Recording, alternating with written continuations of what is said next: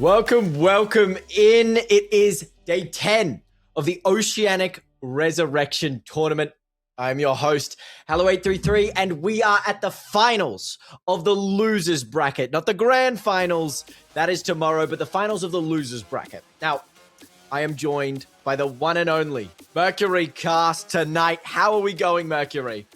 I mean, it's so great to be back. The second last day of competition. Probably for me, the last cast I'll have all year. The second last day of this tournament, and possibly the last weekend of competition for all of Oceania for the rest of the year.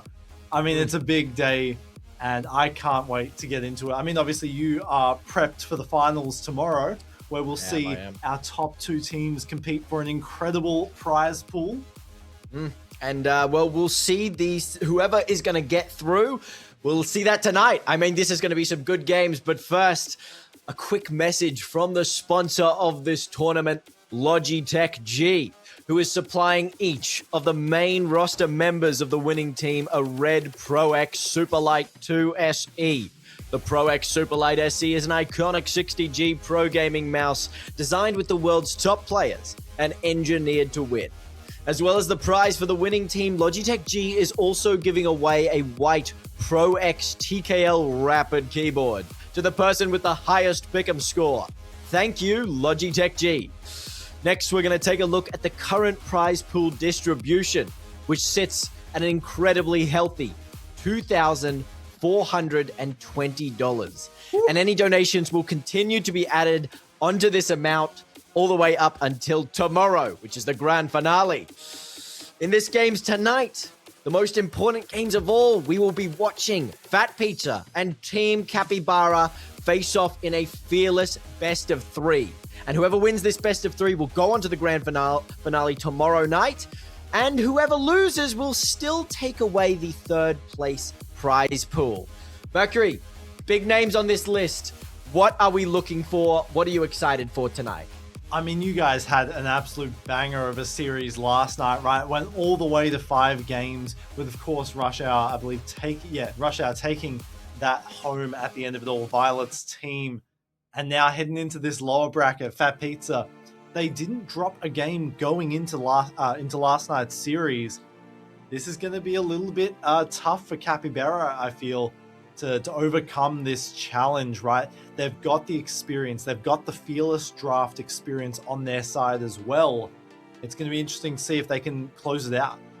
It certainly will. I mean, I have to agree in terms of fatpizza's team. They are on form. They're playing at their highest level. Each member of the team irresponsible. Sai Lofu, I mean, I'm keeping my eyes on him this games because he is performing so well. And of course, you just have Pradith and Shinky. We saw Shinky's Karma the other night and it was beautiful. Yeah.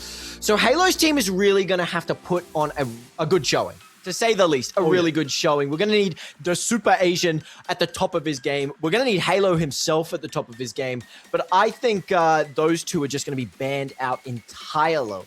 And, I mean, you have the other members of the team. You've got Clown, and the eyes will also be on Willy Wonka if he can get another lead top, which he has been doing pretty much all tournament. But sometimes it hasn't worked. Sometimes it has. Really interesting games to get into, though.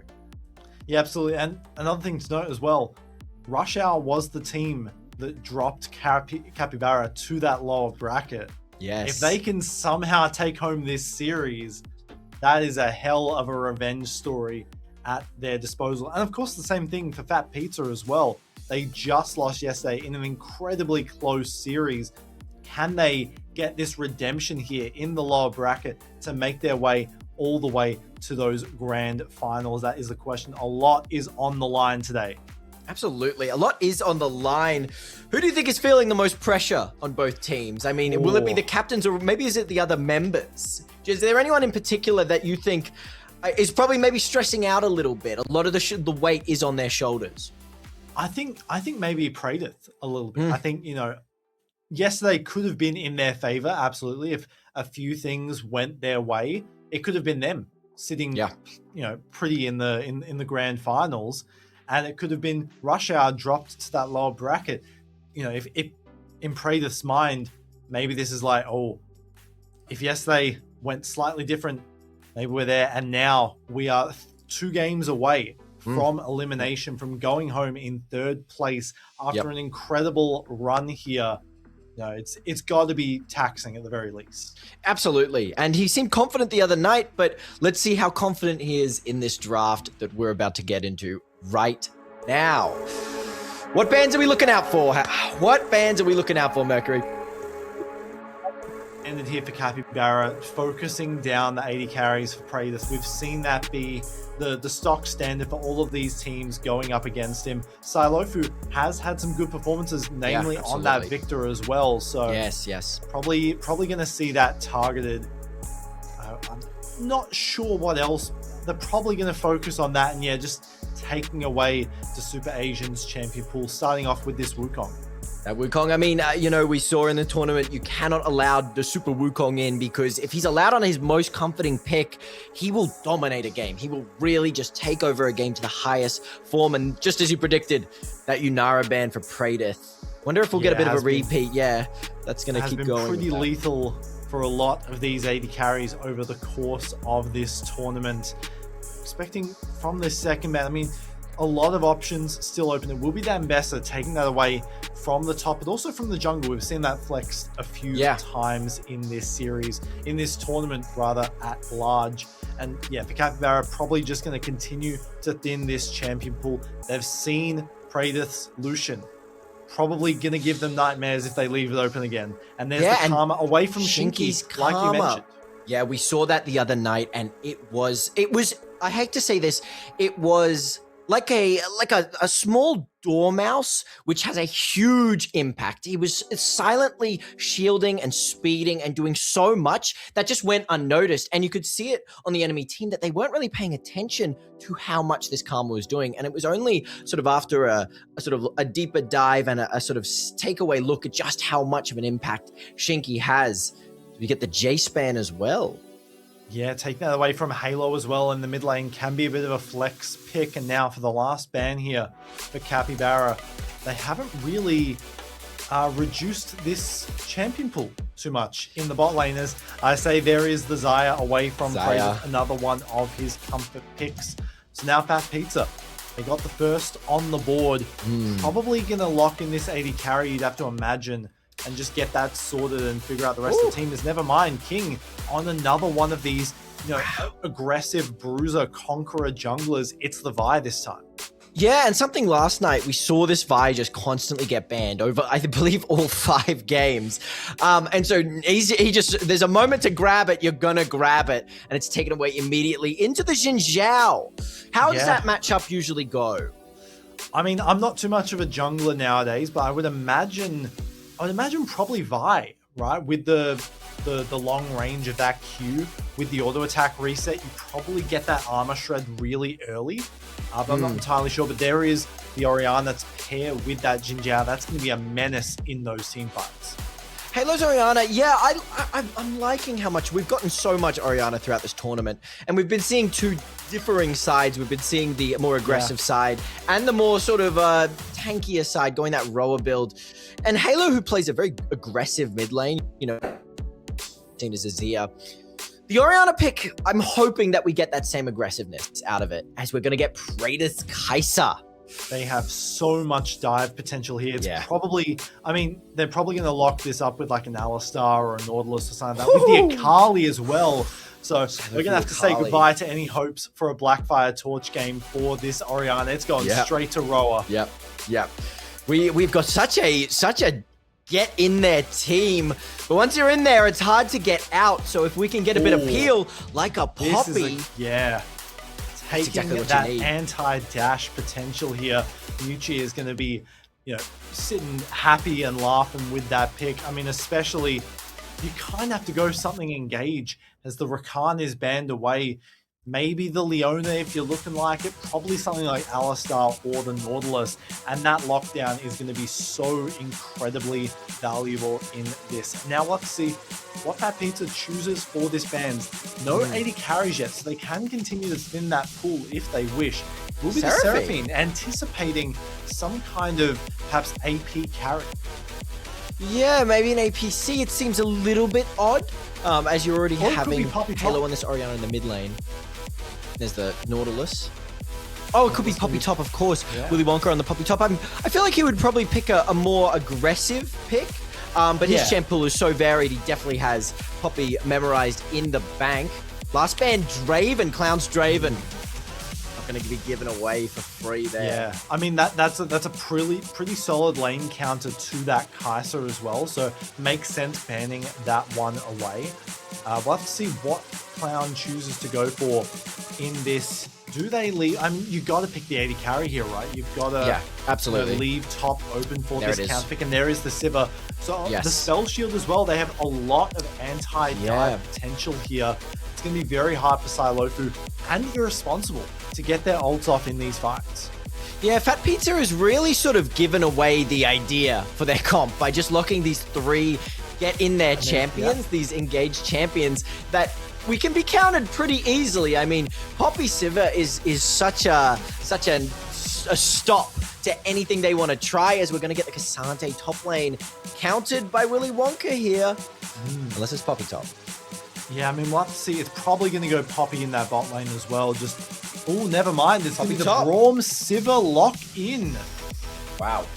This is, I mean, Twitch chat called it that this was going to be picked here. Shout out McKenna and OCE for spotting that immediately. So it will be the Poppy top into this Cassante. I'm not exactly sure how that matchup goes, but fatpizza here, so much team fighting and dive potential. The onus is going to be on Capybara to stop them from happening. They have all these tools at their disposal, right? The Crescent Guard, you've got the lockdown from that Poppy W. You've got the shielding of Braum. There is so much at their disposal to counter this. They've just got to get those timings right. Yeah, and we'll see if they can get it in this first game here. Take a look at the sums. Pretty identical on both sides here. Nothing too crazy. We get, once again, this matchup of Orianna Akali. And we've seen this matchup be played in multiple different ways. We've seen a very passive Akali gameplay, specifically in the early game. But, of course, we did have that one Akali Stella, who performed so well. Hit the mid game, no impact, hit the mid game, and then they just started picking up kill after kill and just getting so fed and doing so much. But we also saw a couple other Akalis in this matchup where they don't really do anything early game. The Orianna gets ahead, and then you just sort of peter out of existence. You get a little bit too far behind, a little bit of MR is picked up on the enemy team, and you really feel the pressure of a low early game Akali. Yeah, and it looks like with that shield, with the Fleet for Work, going to have a lot of sustain, which is what you need in this lane. We've seen some nasty laning performances from the Akali before. Good ward there early from Willy Wonka. Won't lose anything in the way of lane prio. Getting that vision as well as a bit of trading in the bot lane. Going to land that concussive blows, and that's a bad trade here for Shinky. Forced to burn the heal early, and not exactly how you'd want this level 1 to go. Immediately, Praedyth going to try and get some CSing and try and trade off here. They need some pressure in the lane. Yeah, they really do, because at the end of the day, once it hits late game, this Orianna, I mean, once again, these are such classic comps. Flash does burn the heal.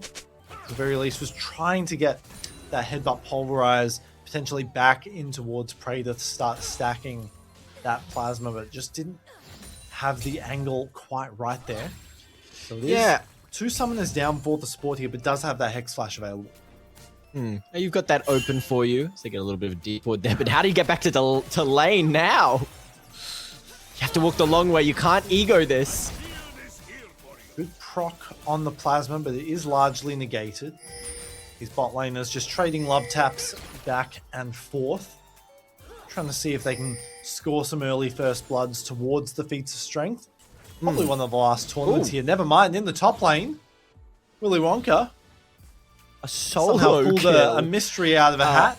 Yeah, we've seen this a lot where we're paying attention to a different lane. There'll just be a random solo. Willy Wonka would just sort of pull something out as we might get a small little pause just to in order everything. But yeah, we've seen this a lot as Look how Silofu look at in a Silofu little gets bit of very, trouble here. very low. That shuriken landing, you definitely can't take that for the life of you.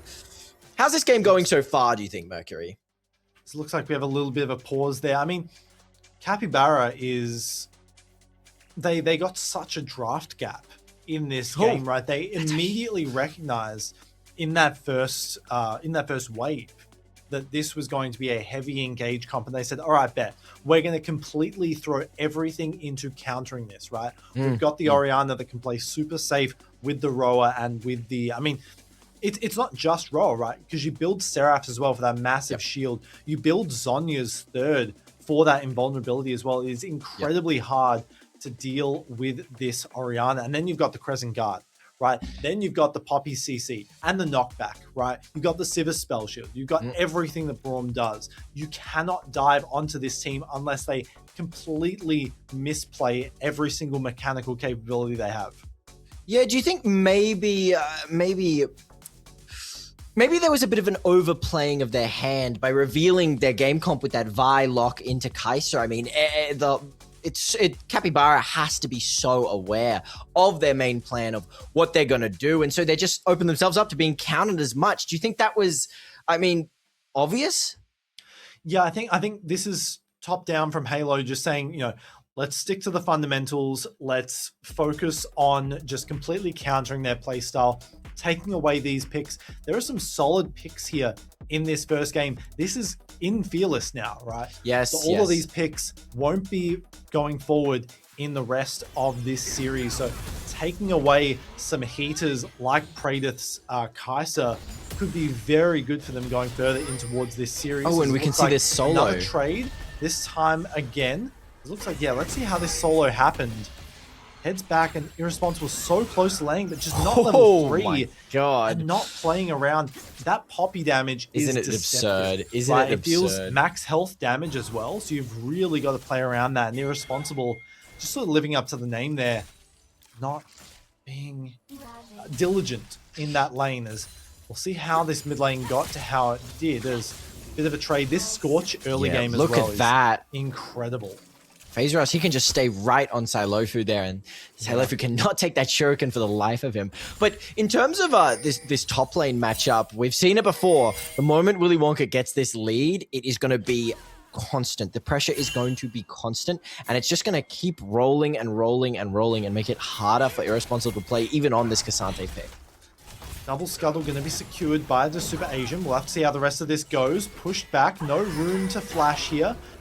And they're just going to hand that one over to the AD carry. Quick and easy in the belly. And now Praedyth going to have some money going back to base here in a moment. Is Irresponsible on the worst end of that trade again. Yeah. This lane is not going as well as you'd expect. Yeah, it really is. Irresponsible is struggling here. And Poppy's actually chosen a nice sort of... You know, she hasn't gone for any, Willy Wonka hasn't gone for any long swords or anything. We've gone for that scaling, that cult here. So in terms of how much gold that gave over in terms of lane pressure isn't a huge amount. But in terms of scaling power, it's certainly going to make this Poppy a little bit scarier.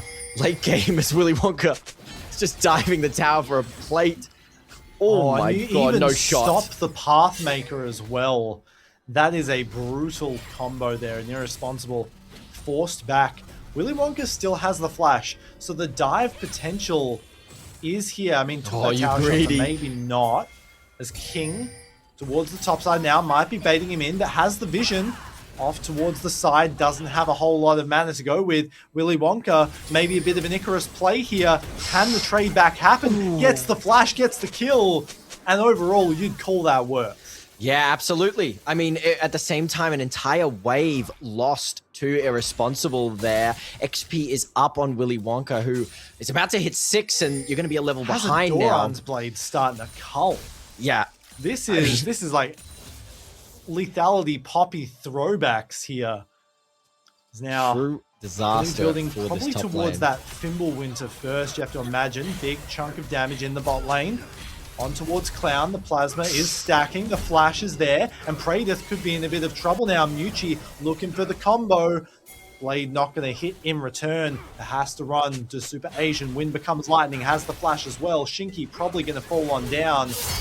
Chunked low, and the Feet of Warfare going to go on over with that boomerang. And Team Capybara off to the races in the early game. Yeah, a bit of a limit test in terms of this bot lane. Both sides attempting to pull out that kill, and it was just a nice little roam there from the Super Asian to confirm it. But everything in terms of gameplay, how would you say it's going for Fat Pizza's team? What is the look at this little 1v1 here? I mean, not but well. Responsible's left behind. Yeah, certainly Not not going well overall. The grasp, I believe as well. I could be wrong, but I think the buckler auto attacks grasp. with grasp It counts as a melee. I believe it procs, yeah, melee. It doesn't count as the range, Yeah. so you do get that extra healing as well. As now in the mid lane, Shinky maybe in a little bit of trouble, but the Q is going to miss, so no follow up there. It's not going well overall for them, as already a 400k gold lead, and 400 gold lead rather. It's only going to get worse. I want to talk about how it can go well, and I will in a second. I mean, there's the potential as Willy Wonka could be in a bit of trouble. Keeper's verdict. Going to push him away though, but now Sailofu, all out, might have the damage. Yeah, they're not going to give him the room to work with. Sailofu's going to pick that one up and equalize that gold, but still overall not a great position. I mean, this Sivir is going to scale incredibly well. This is an Orianna who is stacking up that tier. A Poppy that's also stacking up the tier, right? And there's no definitive lead in the early game here for Fat Pizza. So it's almost assuredly going to be a very strong mid game here for Capybara. And this is something we've seen throughout the entirety of the lower bracket, right? Yeah, absolutely. In terms of this game, Team Capybara, I would confidently say is ahead and happy with their position right now. Yeah. For Team Fat Pizza, what is their goal, I guess? What's their main win con? Is it just a big outplay from Praedyth, the follow-up from King and Sailofu? Who do we need to focus on and get ahead in order to have a chance at this game? I feel like you've got to get some kills onto this Akali, right? Obviously, we've seen Praedyth's Kai'Sa, we know it can do well, and that having that with a few kills would be nice. But ultimately, you want that burst potential of Sailofu. You want to have an ability to shut down that spell shield early, and then have the perfect execution follow up here, as Void Grub's going to continue to be in the hands of Capybara. So even more of these resources to be able to catch up being taken away here by the jungler on the Xin Zhao as Pathmaker. A lot of damage, but still has a bit of a level lead, so not too sharp of a difference in this top lane. Those grubs are worth, I'd say, a decently bit more for Team Capybara, as we already saw the other night, how much Halo loves a bit of split pushing, how much you can understand some games you really need to send someone in that side lane to draw some pressure off. And we've also seen Willy Wonka do a decent amount of side laning. It's going to be really important. So I think those are worth slightly more for this team comp. But do you want to be giving away dragons, specifically first an Ocean Drag, over to a Cassante Vi? Is that really what we wanting to be doing here? I mean, it's an all right first Drake to lose. You definitely don't want to lose this Hex Tech, right? Like, that would be quite good if Capybara can pick that one up. An early Ocean is going to be impactful in the laning phase for sure, but it's not going to be the end of the world here, especially for this team that is ahead and has these poking tools, right? So they can definitely get rid of a lot of that healing. Shockwave, a lot of damage, and just forcing him out of the lane, just absolutely mogging him here. This is this Akali bullying we've seen, that we're lucky that Sailofu could pick up that kill early, gifted to him, bequeathed from Irresponsible, because not much can go on in this early laning phase for this Akali. We'll have to see now what else they can get up to. This full boots going to be completed. This is going to help Irresponsible quite a lot in this lane. I mean, practically all of Poppy's damage is physical. So and take a look. That's this armor. A phage Kindle gem there. Is that that's a Black Cleaver, I believe. Yes, is that a Black Cleaver? I mean, it looks like it. Yeah. That's a very weird itemization here. If we see it, definitely something I haven't seen at all before, I would say. Usually you go for like Sundered Sky. Yeah, that's the classic for Poppy. Shinky could be in a bit of trouble. Ignite as well, going to be procced and going to be taken down. And now Praedyth playing around this wall. Will it be enough? Has the plasma, but not able to proc it in time. That's some high ATAR Braum came in play there, and it might work out for them. As now Crescent Guard going to force him off. Irresponsible lives for the time being. Has the Q, going to find it. Ult not available here. Doesn't get the Keeper's Verdict off, and now the Super Asian forced to flash over the wall, but there is the follow-up from this Akali. Has the flash, has the perfect execution if he's going to go for it. Definitely want to take that away, and yeah, it's going to be secured. So overall, I think you'd call that worth for the side of fatpizza, although these kills on the Sivir are starting to stack up. Yeah, I mean, the double kill over to the bot lane. We saw the power of Braum there. Yeah. Braum really put in the work, blocking that Prey Seeker and just blocking an obscene amount of damage. And now the Essence Reaver coming out from Clown, his damage. That was a bit of a misplay there from King, as sort of tried to go back in a few times to get those auto attacks, and that was all the timing that they needed for that shockwave. Definitely don't put that one in the highlight reel for sure. Yeah, I mean, the Orianna had a rower as well, so that's the power of this tankiness. She was barely half health. Ooh, this might be a coast-to-coast Braum gameplay, and it's going to force the flash of the 80 carry, and things are getting pretty dire for this team. Certainly is, and yep, there it is, the Black Cleaver pickup. I do like the Black Cleaver here. It coincides. It goes really well with the Sivir and the Xin Zhao.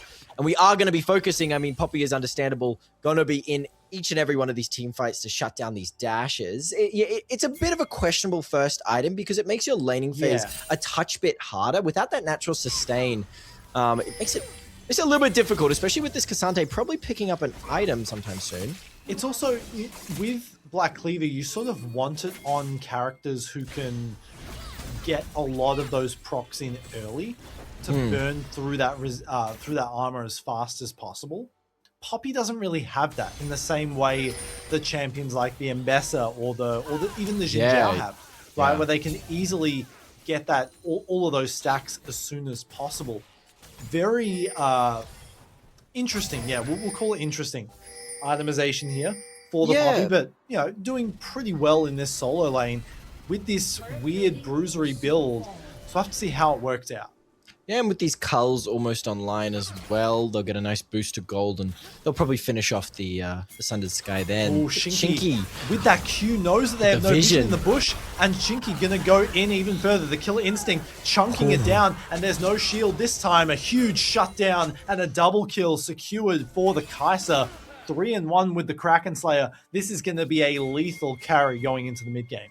Yeah, and we gave over a double kill to Capybara, and then we'll take it right back, is what fatpizza is saying there. Willy Wonka as well might be in a bit of trouble. You can see the rest of the team going up to join, but this Cassante still has All Out available. They're going to try to dive this, but we can see they have the vision to work with that Scryer's Bloom. Now Silofu might be able to catch someone on the flank here. Perfect execution available. Forces him off for the moment. Still has the shockwave, so we'll have to see how this fight goes. Goes in with the R1. There's a Braum on the way, though. Is there enough time to work with? Gets out in time. Good ult away from the shockwave, and now All Out going to be used. Double knock up there. Going to force them off. And like ships in the night, they're going to wait until this Vi appears, but will it be too late here? There's a weird fight almost brewing here in the jungle. Got first tower. Meanwhile, Praedyth, is absolutely just stacking up this gold. Almost has the completed cull as well. And this is not what you want if you're Capybara, putting all of this gold on towards the captain. Yeah, I mean, a fight over nothing really. Like, yes, the Herald is up, but are we really going to send as many top as we are and just allow Praedyth to free farm, get a 10 CS gold lead and an entire tower? Is that worth? Was that worth considering we didn't even pick up any deaths, kills? I don't think so.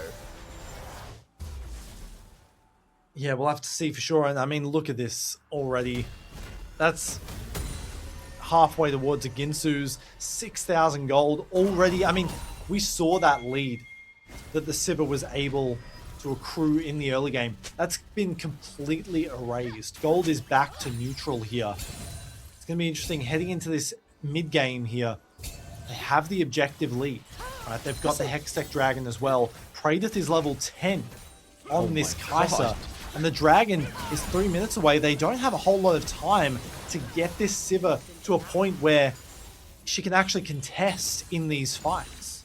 Yeah, I mean, Praedyth being the same level as the Super Asian is really scary. It's really, really scary. And we've sort of seen this is his classic playstyle, this sort of perma farm.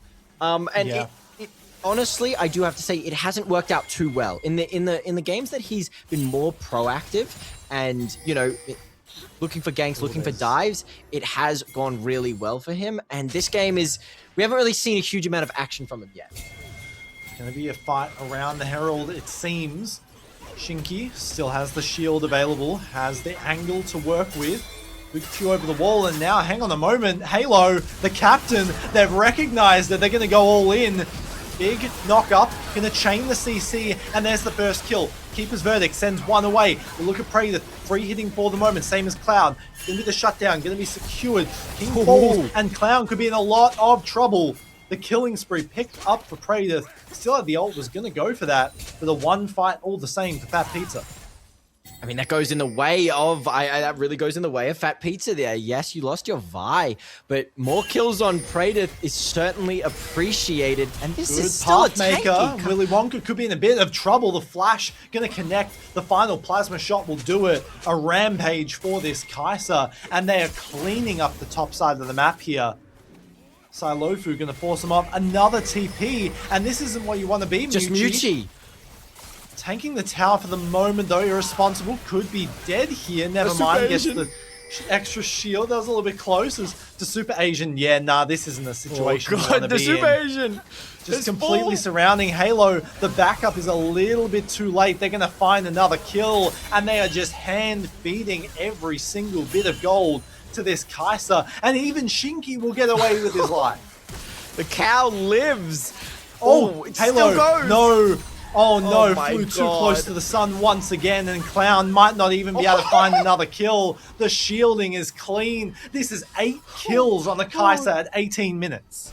God, what are you guys doing? Why are we spoon feeding this baby food, this mushed up baby food to Praedyth here? That is not, we just gave him a tower, and then we just gave him kill after kill, picking up one for free. And then for some reason, Muchi TPs to this tower, just wanting to give a second kill to Praedyth here. And then the Super Asian also considers it. Here comes the aeroplane. The Super Asian coming in with a big spoon of baby food. I don't know why we were so adamant on keeping this tower alive.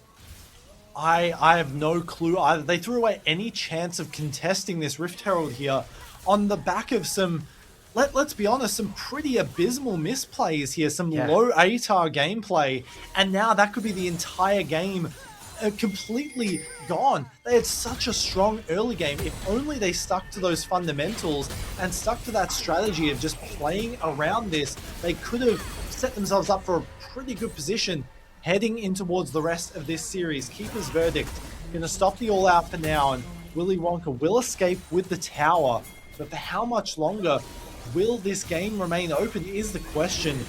Herald towards mid. This is a 2.5 item Kai'Sa. Just bands upon bands ahead of Clown already here. And I don't see a way that they can come back from this easily.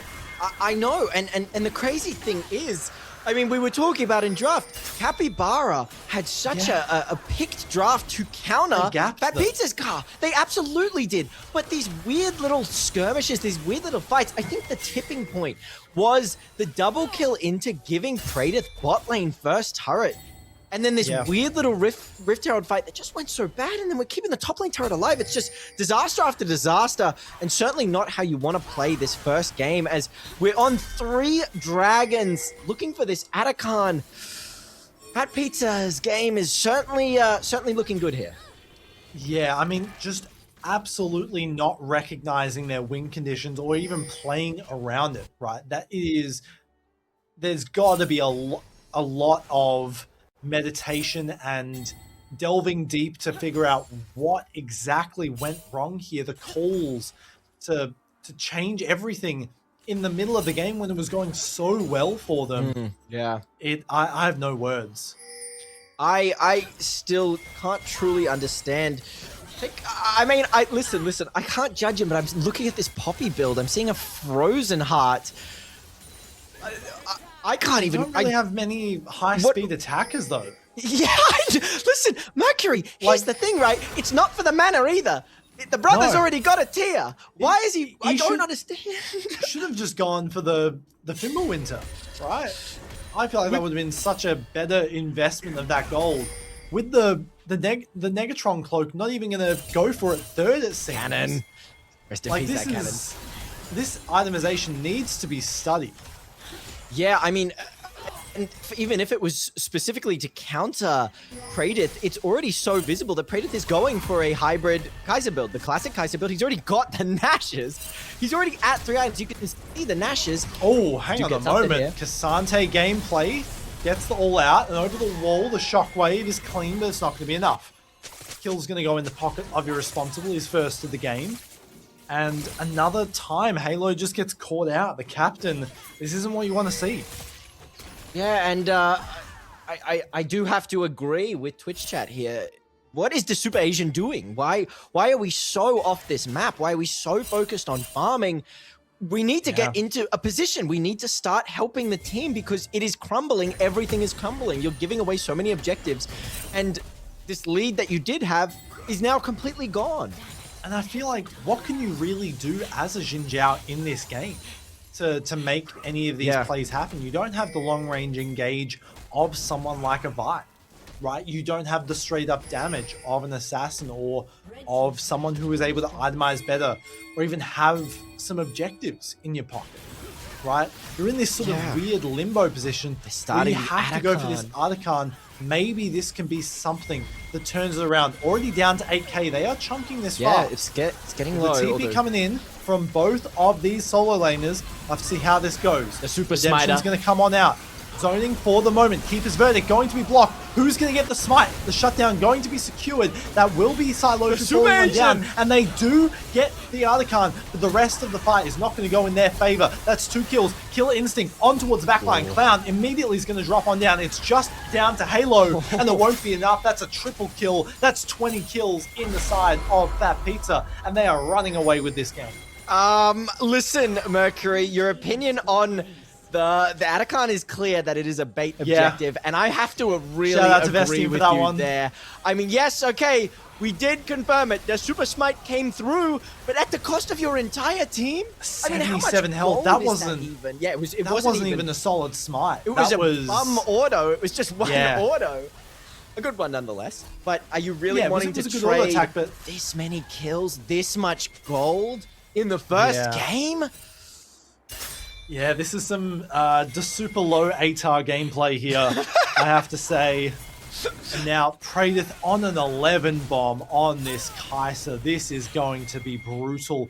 13,500 gold.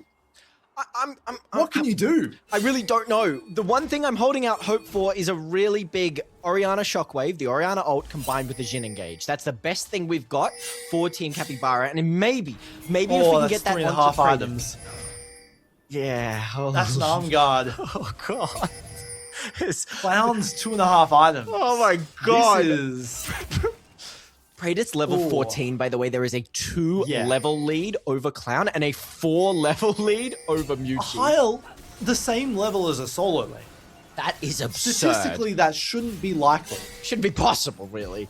No. In this high level of play, it shouldn't be possible. But this just shows how good Praedyth is. Praedyth is doing the impossible. It's something he's known for.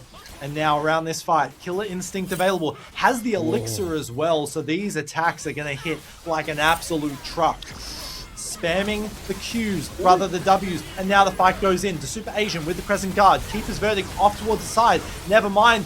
Clown towards the backline. Gonna fall on down. The Shockwave is clean, but how does the rest of the fight go? The shutdown is there. Shinky in a bit of trouble. Cease and desist on towards the backline. Good for 1. They're going to win the fight overall. A 2 for 2. The health bar is in their favor. Halo could be in a bit of trouble. In towards the Shroud, Silofu goes. Look at the health bars, they're responsible. Shinky, they're so low. The flash away. Has the E to get back if he needs it. And now they are running for these tanks. And they'll get them at the very least. The shutdown is there. Willy Wonka might be able to find some more. The W. Good E in towards the wall. How does this Alistar go? We'll have to see. Halo's not even there. He went back to Farmer Lane. Can they secure the kills is the question though. The Poppy, the healing from the Fleet Footwork will keep it alive for the moment. And look who's respawned Praetor on the way in just a moment. You got to imagine with these Void Seekers. This is a long team fight. Willy Wonka, you are way out of position here.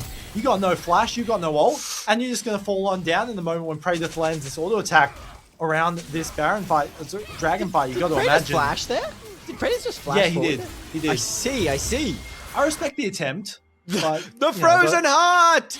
We did it! Well, it's also the extra resistances the Poppy gets when she's low as well. Of course, yes. I forget about that passive. That fight, I mean, oh my god, they are just rinsing Baron. It didn't end. No, that fight was a long fight, I've got to say. I was just talking about it right before that fight. It happened as no vision over at that Baron. Stole it away. I mean, that was so quick. That was a 1 minute 20 team fight, by the way. A 1 minute and 20-second team fight, a long one. Jeez. But in that team fight, we saw the only chance for Capybara to reclaim the spot. We did get a kill onto Praetor and another shutdown, not just Praetor shutdown, but another shutdown going over to Halo here, who has hit level 16. The team captain, he can carry this. Truly, he can. Yeah. I mean, good presence of mind, right, to hold on towards that ult, to wait until Praetor lands onto the backline to get it. Now with the Rabadons, is going to do a lot of damage, right? Catches Praetor off guard with a QW. That's half his health bar, right? Yeah. He's going to be in a very tough position. My eyes are on Silofu. Doesn't do a whole lot of damage at the moment. No, with we these saw two items. Yeah. Now with the Baron, though, they do have the chance to extend this even further. 5k. They're going to get some more towers as well. Maybe contest for an inhib. Love to see his objective bounties being claimed, trying to claw back bits and pieces of this gold. Love to see what this Builder Yordle itemization continues to be. So it looks like it will be the Abyssal Mask. So buffing up, I mean, putting all the eggs in the Orianna basket here over the wall. King going to be safe for the moment. Could have been scary, but it will be secured overall, getting a lot of control on this map. Spell Shield Chicken with the Severe. As they get... Severe's gone, instead of the IE, is delaying it for the full Mortal Reminder. Yeah. Not going to be doing a huge amount of damage. Really not going to be doing a huge amount of damage in these teamfights yet. And needs to, right? This is a 4-item Praetor he's contending with. And we also have to just look at the fact of, that's a pretty big Cassante. Who's getting through that Cassante? Nah. I don't see any way that you can really chunk through this without having like 30 seconds of uncontested auto attacks. It's going to be nasty. Yeah, and with the amount of movement on fatpizza's team, you're not going to get those seconds. I did want to say in that last team fight, a really nice flank. You mentioned it yourself as, you know, Akali can look for a little bit of a flank. And we saw it, but it was actually really heavily countered by that single Willy Wonka blocking of the dash and then sending him away with that R, just take him out of the team fight. And while it's still sort of equaled out in terms of that incredibly long team fight, it is potentially a glimpse of what we might see in future team fights. This Akali just not being able to play if this Poppy is anywhere nearby. Yeah, despite the interesting itemization here, this Poppy kind of is the saving grace of this team. The scoreline doesn't suggest it, but the battlefield control that this Poppy provides, right? Stopping the dashes that all of this team has to get all of their work done. The Keeper's Verdict, the knock into the wall. And sure, there's a few less walls because of the Infernal Drake, but it's going to be still fighting in these close quarters, something that you cannot, especially with a no cleanse. Yeah, no cleanse. This Kai'Sa, it's going to be something that you cannot discount at all. It's very much a, I've got to say, it's very much a debuffing Poppy build. I mean, it's like everything is just sort of trying to make it a little bit harder for Fat Pizza to play. You're not going to have as much armor. You're not going to have as much attack speed. You're not going to have as much MR. I'm wondering if that Fimbulwinter will ever actually be built. You could probably sell that tier now if you don't want it. Got enough mana. Definitely. There it is, building towards it, so there we'll it have is. it secured. And good timing to get it at the very least with 40 seconds until this dragon. Soul point here for Fat Pizza. They've got the TP on Irresponsible. As Clown could have been caught out there.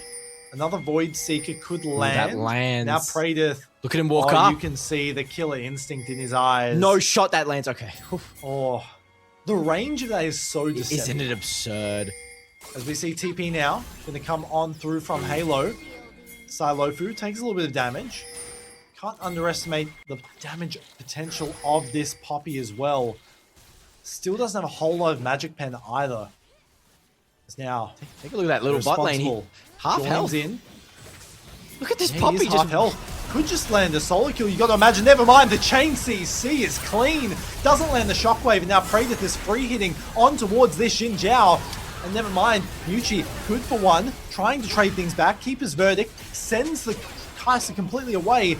Maybe this is the moment they're looking for, but that's a double kill on Irresponsible, and that's the team fight over in an instant, and Shinky, you beauty with that CC.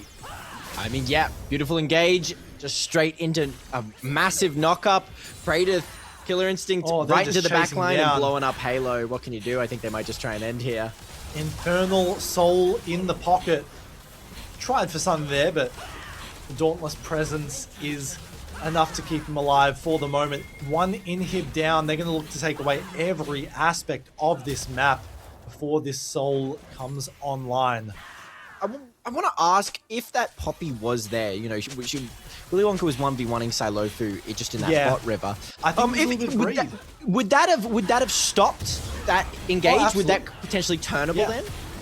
I mean, you immediately stop the engage from Shinky, which led to the entire situation happening, right? The dash, like the ability to stop that dash, as we see here, look at that. I mean, without the W, Irresponsible can't get in with the Pathmaker, right? You can't engage on this comp entirely while that W is up. Yeah. It's such a paranoia that it provides that it forces you to play so differently around that ability, that single ability. So I've got to say that brilliant sort of baiting. Oh, thank you, Shock. Much appreciated. We are in the first game of a best of 3. But that little distraction from Silofu there was actually really well played, keeping Willy Wonka down there for that team fight to go as well as it was. We'll call that planned from Silofu. Absolutely. It was totally planned. Totally planned. All according to plan, especially in that team fight. Silofu's going to back, has the TP as King just gets caught out there. Not what you want from your jungler before this Baron, but look at that Void Seeker.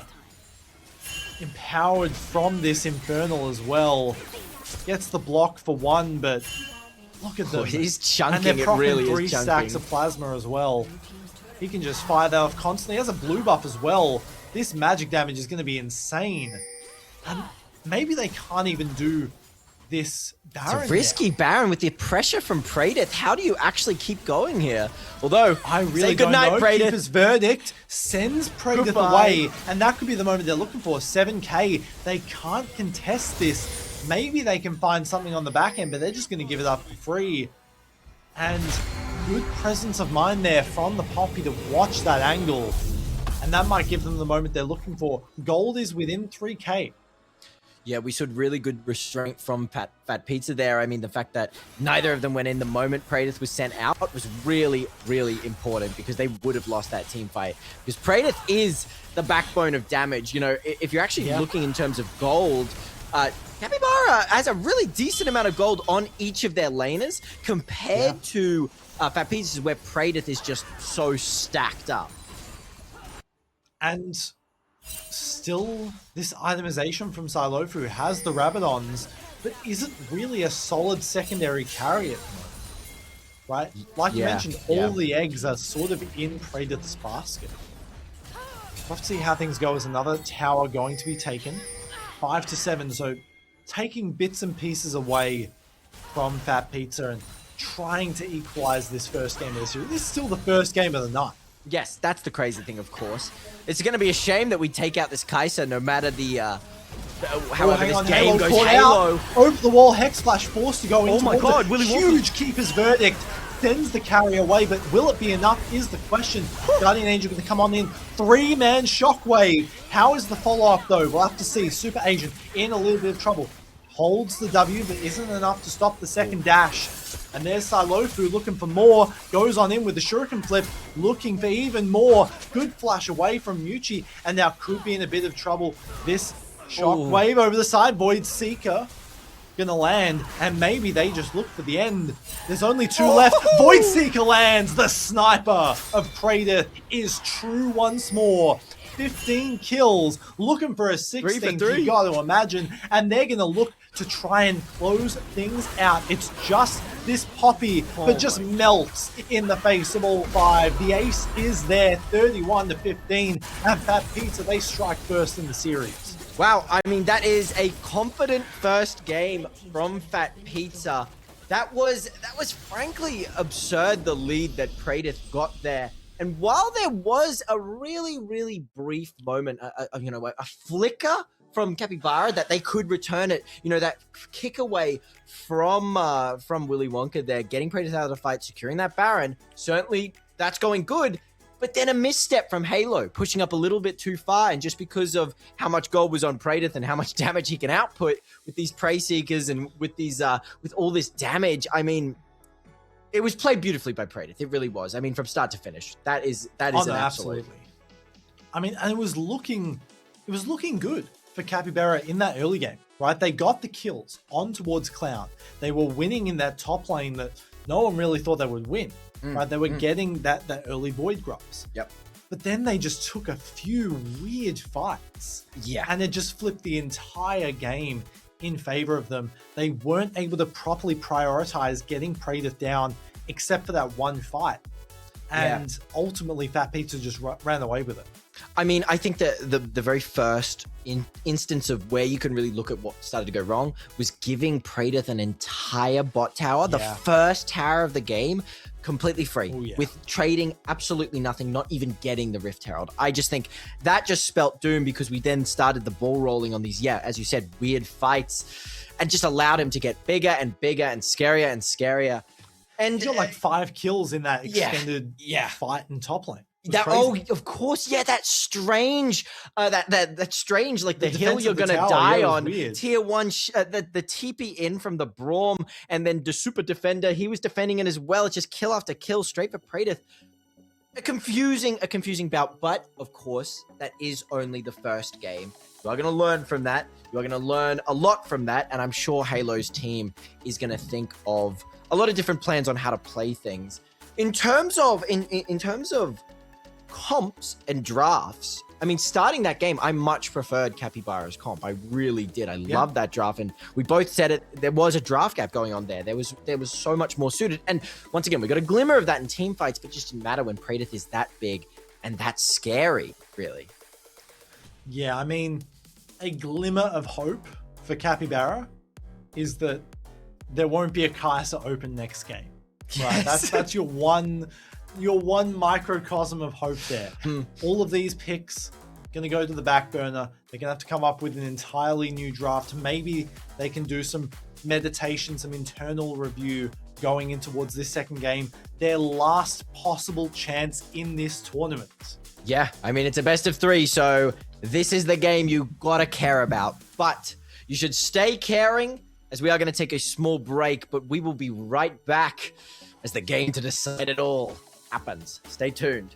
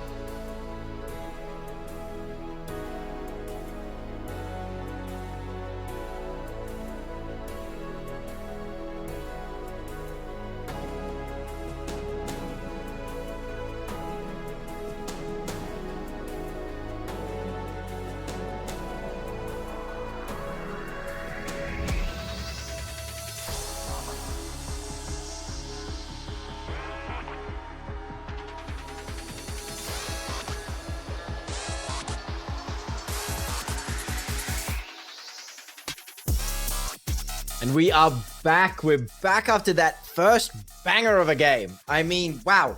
The performance Praedyth put on there was insane, wasn't it, Mercury?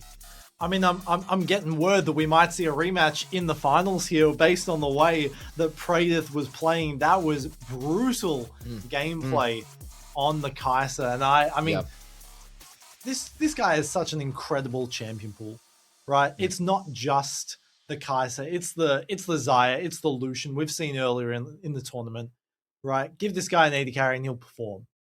And it doesn't matter what it is. And that's why he's so good at this Fearless draft, right?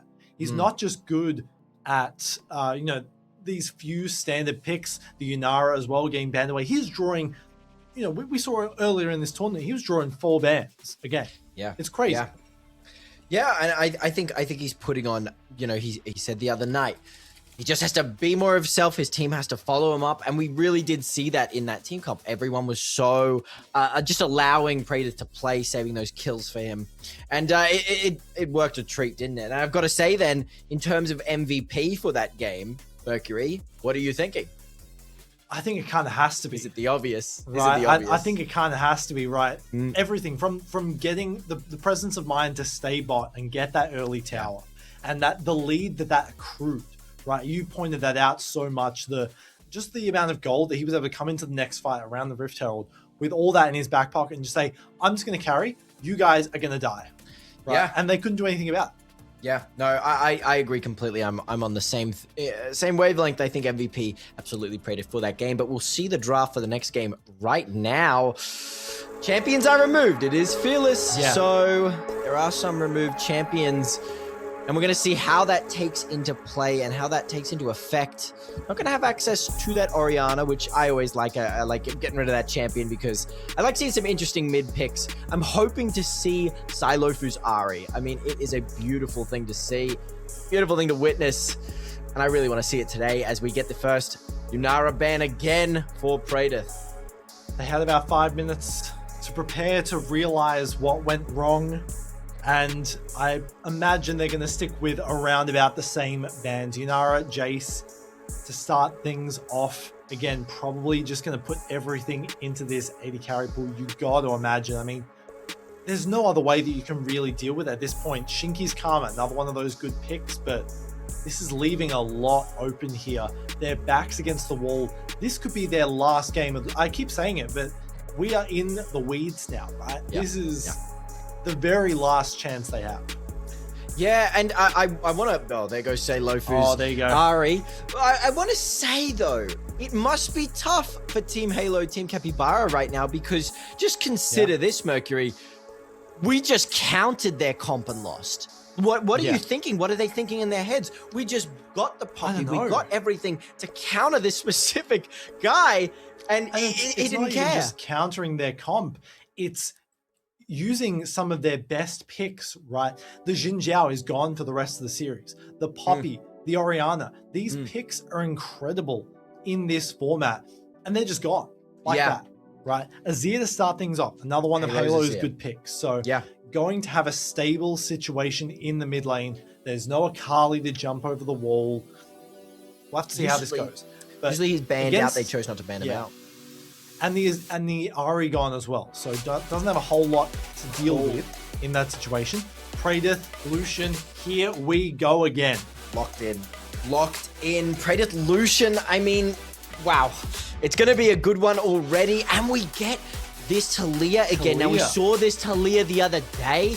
I loved it. Jungle Talia, it is really good. It can completely just invalidate any attempts at an engage. And you know what? It is matching eyes with Halo there. It is matching eyes and saying, I want to try and Shurima shuffle me. I will get down that Broken Earth and I will stop any attempts. Because what are you picking now? You're just going to have no dash champions. Lock in that Rumble, Willie. Rumble, so a lot of magic damage to start things off. There's no Vi as well, so it's going to be difficult to see what the Super Asian chooses to go. Ash to be locked in here. The Clown. Now we've already seen Clown sniping. Without the Brawl. Well, it's very interesting how the lane goes.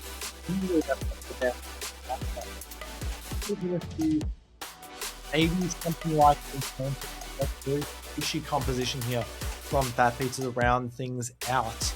Any bets based Well, on what we've seen? listen. So far? Never mind the Ornn. Oh, Here we go. I mean, the Super Asian, his main champ pool is 80 bruises. Yeah.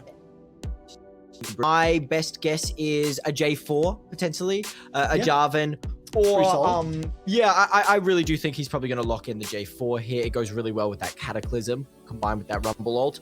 The Cataclysm with the Rumble ult, and it also works decently well with the Azir Shurima shuffle. Of course, I actually think that's a really good Ornn lock-in, because what that Ornn lock-in does is it makes the Super Asian a little bit wary of getting that J4, because the fact that you can just break the Cataclysm, if this Ornn is in one team fight, your entire sort of full combo can just be completely destroyed. And if that goes in your way, then you can just get the Lucian to dash out, you can just get the Talia to walk back, those rocks up, and yeah, Team Capybara is forced in an awkward position, certainly. Double Enchanter ban here for fatpizza, the Melio as well, so going to limit that pool. As the Z ban, they are really worried about King here in the jungle, picking that one up. We've seen it in the past, right? He is absolutely lethal with that Cyclo sword. See what this next pick is here. It's a weird Probably pick, going to will round say, things out with the support, you got to imagine. Oh, never mind. Pantheon. I mean, that could be support, that could be jungle. Yeah, it could be also mid, honestly. That has so many avenues to take. The world is looking at Team Capybara right here. What is the lock-in for the Super Asian? I think I think J4 is a bait here. You cannot. I don't think you can lock in J4 here. You're going to need another 80. And that could be a Mundo. That is the way around it. Does that mean what I think it means? For the jungle position here. Mundo jungle. Could be Mundo jungle. And the Rel as well. Interesting. A champ you don't see a lot of overall. Now, I didn't expect that Mundo jungle at all, but I'm very happy to have that in this game. I think that's actually a nice little bit of a turnaround. I really thought, I know that J4 would have been looked at, but Mundo is a nice workaround. We can, no dashes, we don't have to worry about those rocks. And we get the Lucian Nami coming in the bot lane for fatpizza. Very scary. And sorry, that's my bad as well. It's Silofu on the Talia and King on the Pantheon. Yeah, I'm not a huge fan overall. Looking at it holistically, I'm not a huge fan of Capybara's draft here. Right? It feels very disjointed, especially when fatpizza have such a clear thematic. Right? So it's going to be interesting to see how they actually play around this, right? They're going to have to get early kills, early gold onto this Azir to even have a chance at this mid game, because Pantheon can just obliterate this Azir. Yeah, late game, I've got to say, Capybara late game, if it can get late. If they can get there, Yeah, but that is going to be a struggle. I mean, especially for a lane as divisive as Lucian Nami. And this is the problem, something that I'm not happy with. And I've got to be honest here. I think everyone is going to be thinking about. This could be bad. Ooh, no vision. Check out the vision here. If they don't recognize that this is a possibility, it could spell disaster. Passively, so they will not going to risk it in this life or death situation here. For anyone new here, this is the second game of the Oceanic Resurrection Tournament, one of the biggest Oceanic League tournaments. Team Capybara versus Team fatpizza. fatpizza up 1-0. If they're in it, they get to the grand finals, which is tomorrow, held at the same time as tonight, 6 p.m. Or, well, 6 p.m. My time, whatever your time is. Yes. In the correct time Yes, zone, sorry, that's my bad. Say. You can check out everything and anything if you do !TOR. You'll see the website at oceanicresurrection.com. But something I want to point out to you, Mercury, is, and something I'm worried about, is this full farming playstyle from the Super Asian. The heal being burnt already, that level 2 Lucian Nami power psych. They immediately dipped with that. They knew we cannot let this Lucian auto attack us, right? Oh, hang on, it might not even be enough anyway. This is such a brutal lane. That's already both defensive summoners down. I really have to point out the fact that we're probably just going to look at another full clearing jungle from the Super Asian. Oh my god, the dive is so available to them. Wave It's massive. Level 3 available. They're just going to go on in. Oh, God. There it Misses the is. spear, but it will be enough. That's a first kill.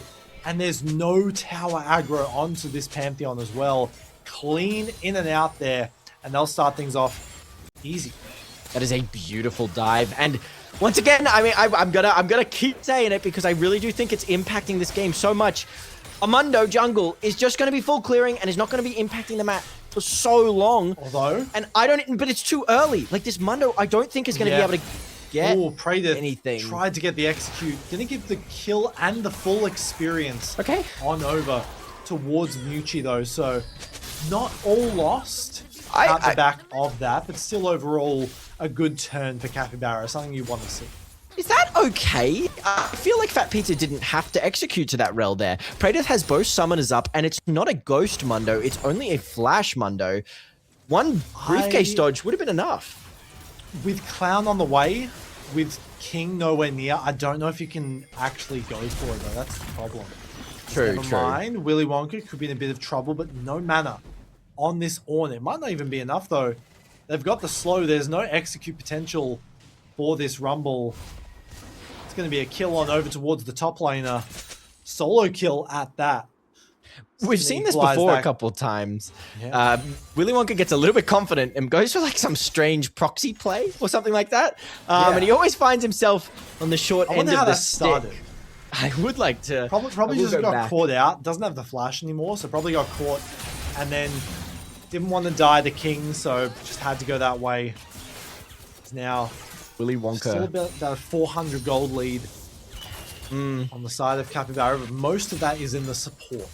So overall, not a terrible position for fatpizza, rather heading into the extended mid game as Capybara, Halo rather, could be in a bit of trouble, barely stays alive.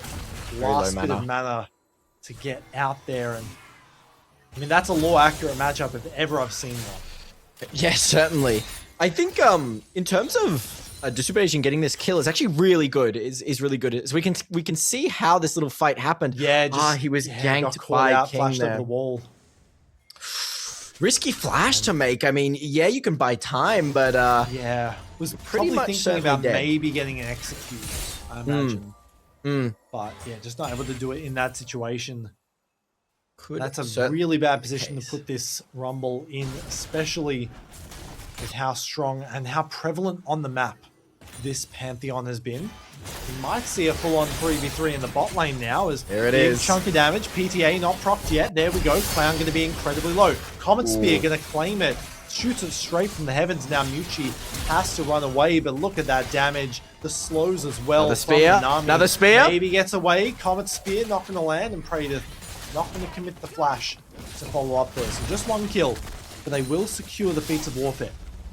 Yeah, and you know, this Pantheon is impacting the map heavily, trading some camps for it, not choosing to clear, but instead going and helping out this bot lane, which is, I mean, the win con for fatpizza. Praedyth is the win con whether you like it or not, and I believe this is absolutely the play that you need to make to get this game on its rails.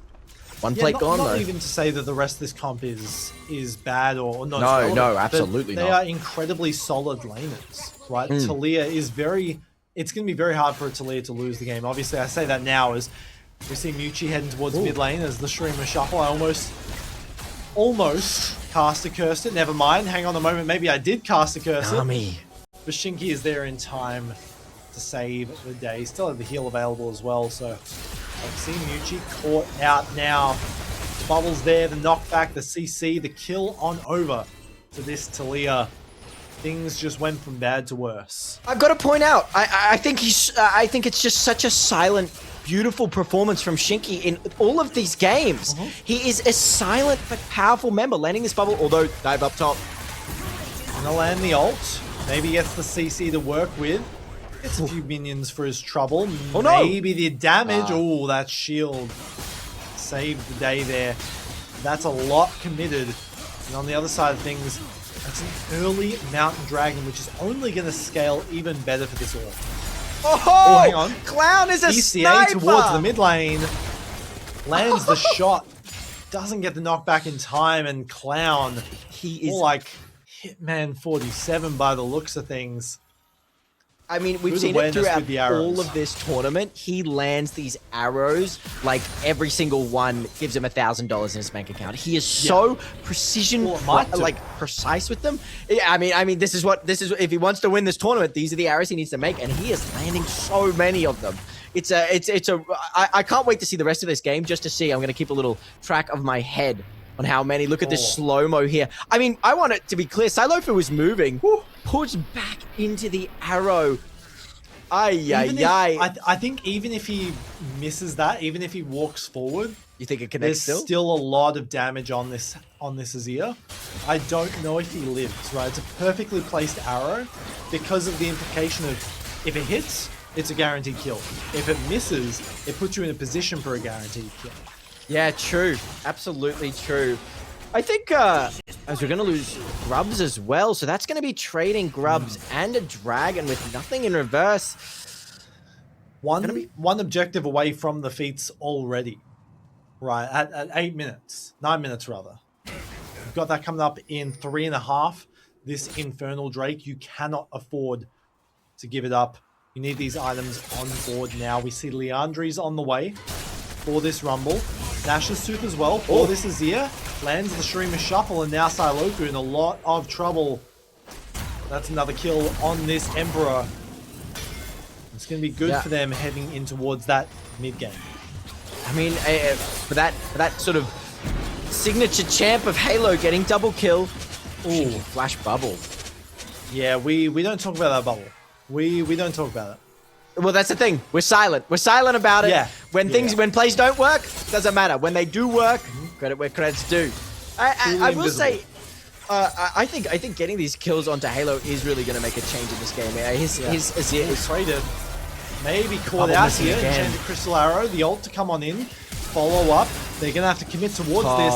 But the CC's there. Look at the health bar. Praetor barely staying alive. Comet Spear does a lot of damage through the barrier. Going to find another one. The ult to come in from Talia as well. Is the knockback clean? It doesn't land the angle. But still, 2 kills for nothing. I mean, this Mundo not offering a lot. The power of that Grand Starfall from Pantheon. I mean, they committed everything. Clown doubled down. Yeah. Clownamuchi doubled down. We need to get Praetor right now. You have to, absolutely. Yeah. The fact that they can turn it with this Pantheon ult is just such a disaster. And Fat Pizza roars ahead. I mean, okay. TP. TP going to be locked in here, so Willy Wonka won't have that for the Dragon fight in 2 minutes. Let's see how this lane goes now with the Leandri's at his disposal. On the other side of things, lots of magic resistance and the Spectre's Cowl as well, so this W probably going to do negative damage to this orb. Yeah. Yorn will come online, level 8 right now. Levels are a little bit slow on the board. But once, of course, that passive comes online, that extra gold. Yeah. Another engage. Capybara has the Shurima Shuffle. Been landing these just to flex, really. The Silofu going to be forced to back here. Doesn't have the Seraphs online just yet.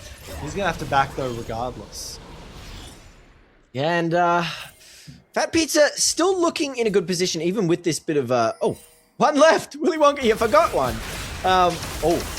Willy Wonka, is this what you wanted to leave? He is out. Can you take a chicken? Take those chickens. Wasn't hungry enough for him, it seems. He did. I go under tower here. Wonder if he's going to regret that 1 CS away. How much does a melee minion top lane give? I think it's a little bit of trivia. Right? I think you're right. I think you're right on that. 21 gold could decide if he gets an item in a team. I don't CS a lot. It is like, I always forget that it's different gold levels. Good Clowns dodge. miss. One of the first misses of this game. Yeah, straight between the eyes there.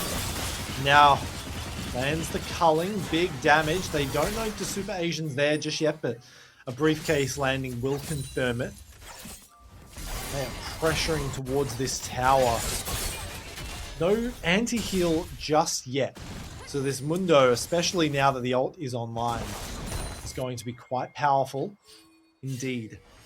Something that I would actually really like here, you already have you have the Ornn for the front line, Pantheon could spec into a Bork here, which is actually also really good into Rumble, and certainly quite good into the Rel. And if I was this Pantheon, I certainly would. Yeah, absolutely. Really good into it. Just turns this Pantheon Mundo matchup around completely. I'm wondering if King is aware, although that is going to be the feats of strength over to fatpizza. Most of them don't even have their full boots online yet to get the benefits of it. That's how early this is. A lot of early Drakes. Teams have been really bursting down Drakes pretty much as soon as they spawn throughout all of this tournament, really. Oh, Clown, maybe this isn't where you want to be. Tidal wave into the CC. It's clean. And Praedyth is already off to the races. 2-1-2. And shout out to Shinky once again. Not always the highlight player, but still doing well regardless. Flash on in, the burn, gonna secure the 2 kills, and a nice trade back means that they have a bit of prio mid for when this Herald spawns in 1 minute. Can they get this tower down first is the question. They don't have the grubs the same way that fatpizza do. I mean, more gold on Halo. He's already a threat as is and just becoming more and more. Going to be certainly scary because what are you actually doing here to stop this Azir? If there's an Azir in the backline, your only real angle is a long-range Ornn ult or that Grand Starfall because you've got a bit of a sort of a strange comp with this Taliyah Lucian Nami. There is Azir can certainly be a menace.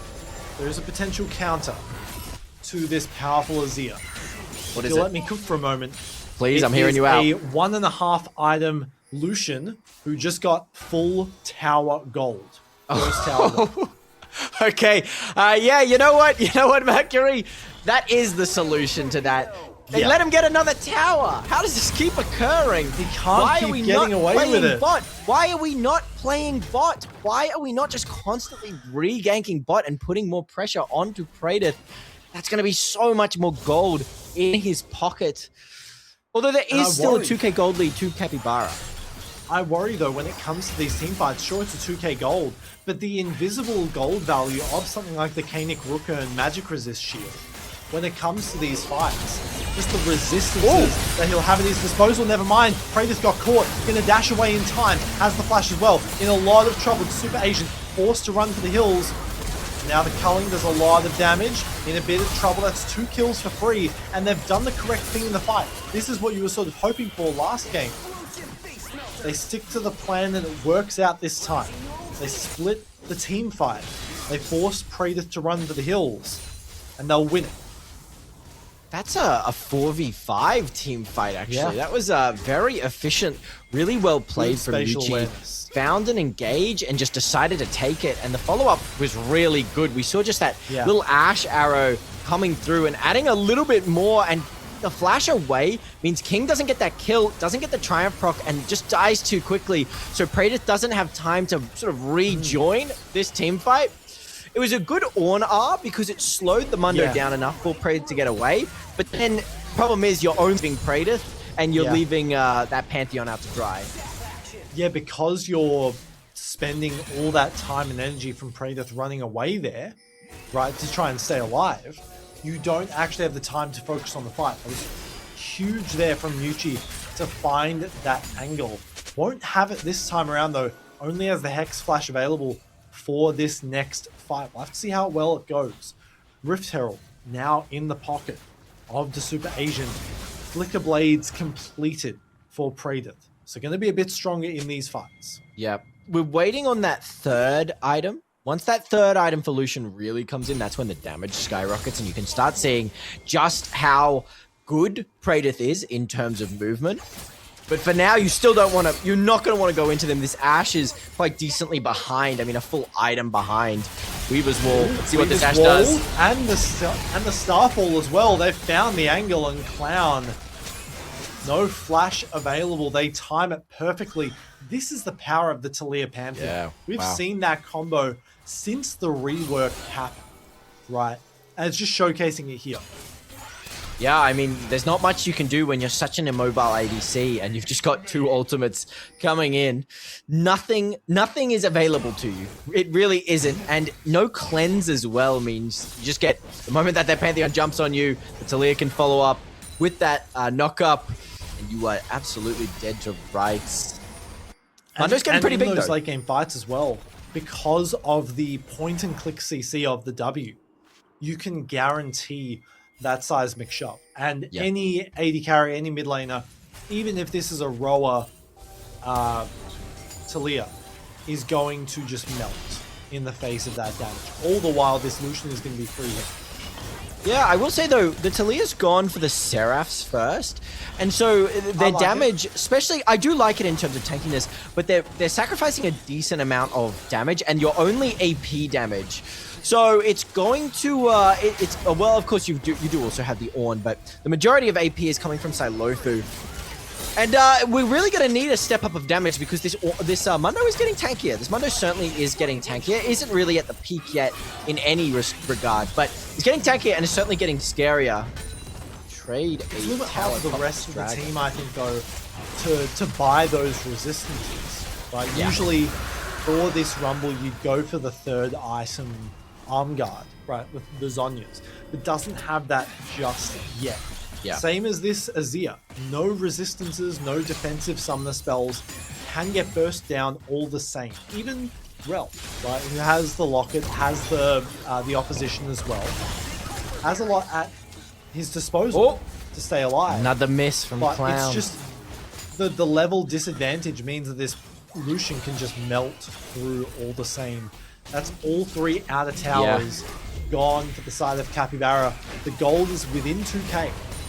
Yeah, and I mean, 2 of them have been taken by Praedyth. He's going to be at least halfway to his next item, which is going to be very scary. And they want Halo. They're hunting down Halo, I think. No, taking the safe choice. Get those chickens. Just take away whatever gold you can from this Mundo. Is always going to be a good option. As the Heartsteel has the Dead Man's Plate, so going to be very lethal in these fights, running people down.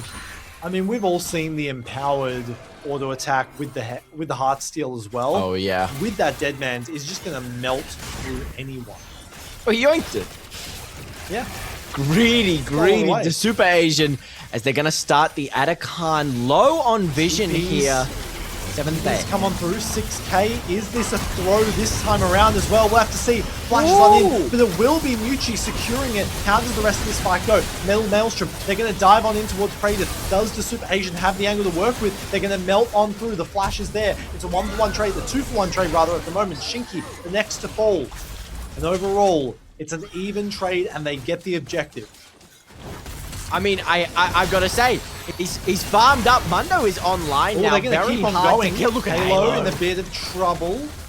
Could be out for the moment. Has the CC to work with over the wall. Has the angle. And they'll claim the rest of this fight. King has to run for the hills. But look at the damage. Look at the movement speed. It's a double kill for Halo. The captain is 6-0.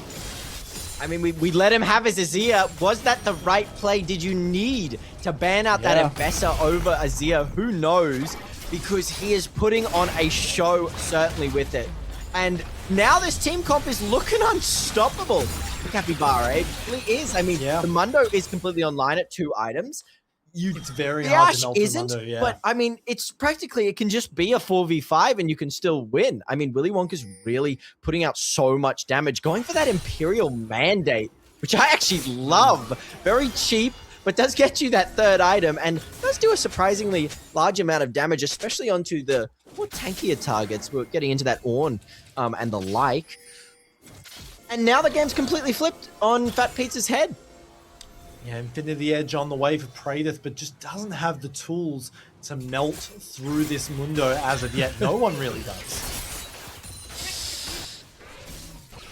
Certainly is going to be rough. We are getting a Black Cleaver coming from the Pantheon, but we're going to need some sort of... I see that Talia is building a Rylai's. I have to disagree because your only other person damaging that Mundo is Praedyth.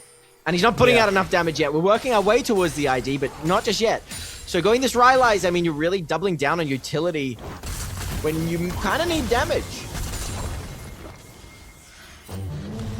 It is a problem, though, heading in towards late game. Grand Starfall, they've got the CC to work with, but look at the movement speed, equalizer. The shuffle as well. Hang on a moment, they might trade a kill all the same. could shuffle back in, but do they have the damage to follow things up? Look at the damage from the burn. That's one kill though, that's two. Hang on a moment. Praedyth trades things back. But the Super Asian is here, running them down. Here's the follow-up from Muchi. And even in this situation, it's a 4v5. They come out on top, a triple kill for the Mundo, looking for more. This businessman, looking at the stocks rise up, and Irresponsible is just another number on the page. An ace. Wow, he certainly means business. I mean, that equalizer slow from Willy Wonka just stopped the follow-up onto Halo in its tracks and allowed so much time. And now you made the same mistake. We went for a risky team fight, and Clown just took, I believe, maybe 2 towers mid lane, which is going to put their gold up. I mean, they're definitely going to have another item once they back. Look at that now. 8,000. I mean, Praedyth is still so far ahead, but we're catching up a little bit, which is really what we need. But the real one to look out for is this Mundo. 7-0, 11k gold in the bank, and so much health in that tank. In the upper bracket, they were eliminated by Rush Hour. It was incredibly dominant. From since Clown. then, never mind, I'll stop all that monologue I was going to do as Shinky got caught once again. No, it sounded good. Continue, please. They have been through an absolute miracle run to get to this point. Game 1 was pretty one-sided, I think we can agree. Yep, absolutely. And now, when their backs are against the wall, they've got no room to work with. They're going to break down the wall. They've got 20 kills. 7 of them on this Mundo. 7 of them on the Azir. They've got a second Cloud Drake. They are going to run them down. And Praedyth probably going to burn as over the wall. The flash, Muchi might still even secure it. God. The support combat is here. And what can you do in this situation? King look at the has to BM. flash for it. You've got to imagine over the wall does get a 1-for-1 trade at the very least. And now King, man, you got to flash. You got to flash out of this. He did. In the bot lane, Shinky has a bit of damage. Look at the Ornn. Hang on a moment. They don't have the anti-heal to deal with the Mundo, though, and he's just going to walk away. Look at that pose. Man, he is tanky as hell, that Spirit Visage. And now we're It well looks on our good way while to the doing Titanic Hydra. He really does. He's putting on such a good form on him. I will say everything is on this Azir and Mundo, and I guess Rumble. So if you could take out see the one of mandate those, on the Rumble. Yeah. Imperial Mandate on that Rumble, those isn't it? slows are going to be crazy, building towards a Rylai's as well, I think. No, never mind, it's not Rylai's, it's got the Codex. But even still, these slows are going to go crazy. With the Bloodletter as well, so the resistances are being shredded. Yeah, and I have to agree with this information that we've been pointed out here. There's still no anti-heal on the side of Fat Pizza. What do you think that's about, Mercury? I don't know. I really, it is baffling, right? At the very least, Ornn should have a Bramble Vest. Yeah, absolutely. At the very least. Praedyth doesn't really have enough shred to get through any of these tanks. Has to go for the more of Malmortius. Oh. And I just don't see a world where you can counter this team without the anti-heal. Yeah. It's as simple as that. I mean, Pantheon should just be picking up an Executioners at this point. Finally We got the Oblivion Oblivion Orb. We do have an Oblivion Orb. That's Even something. still. But this Siloph's build is so low damage. It's Yeah.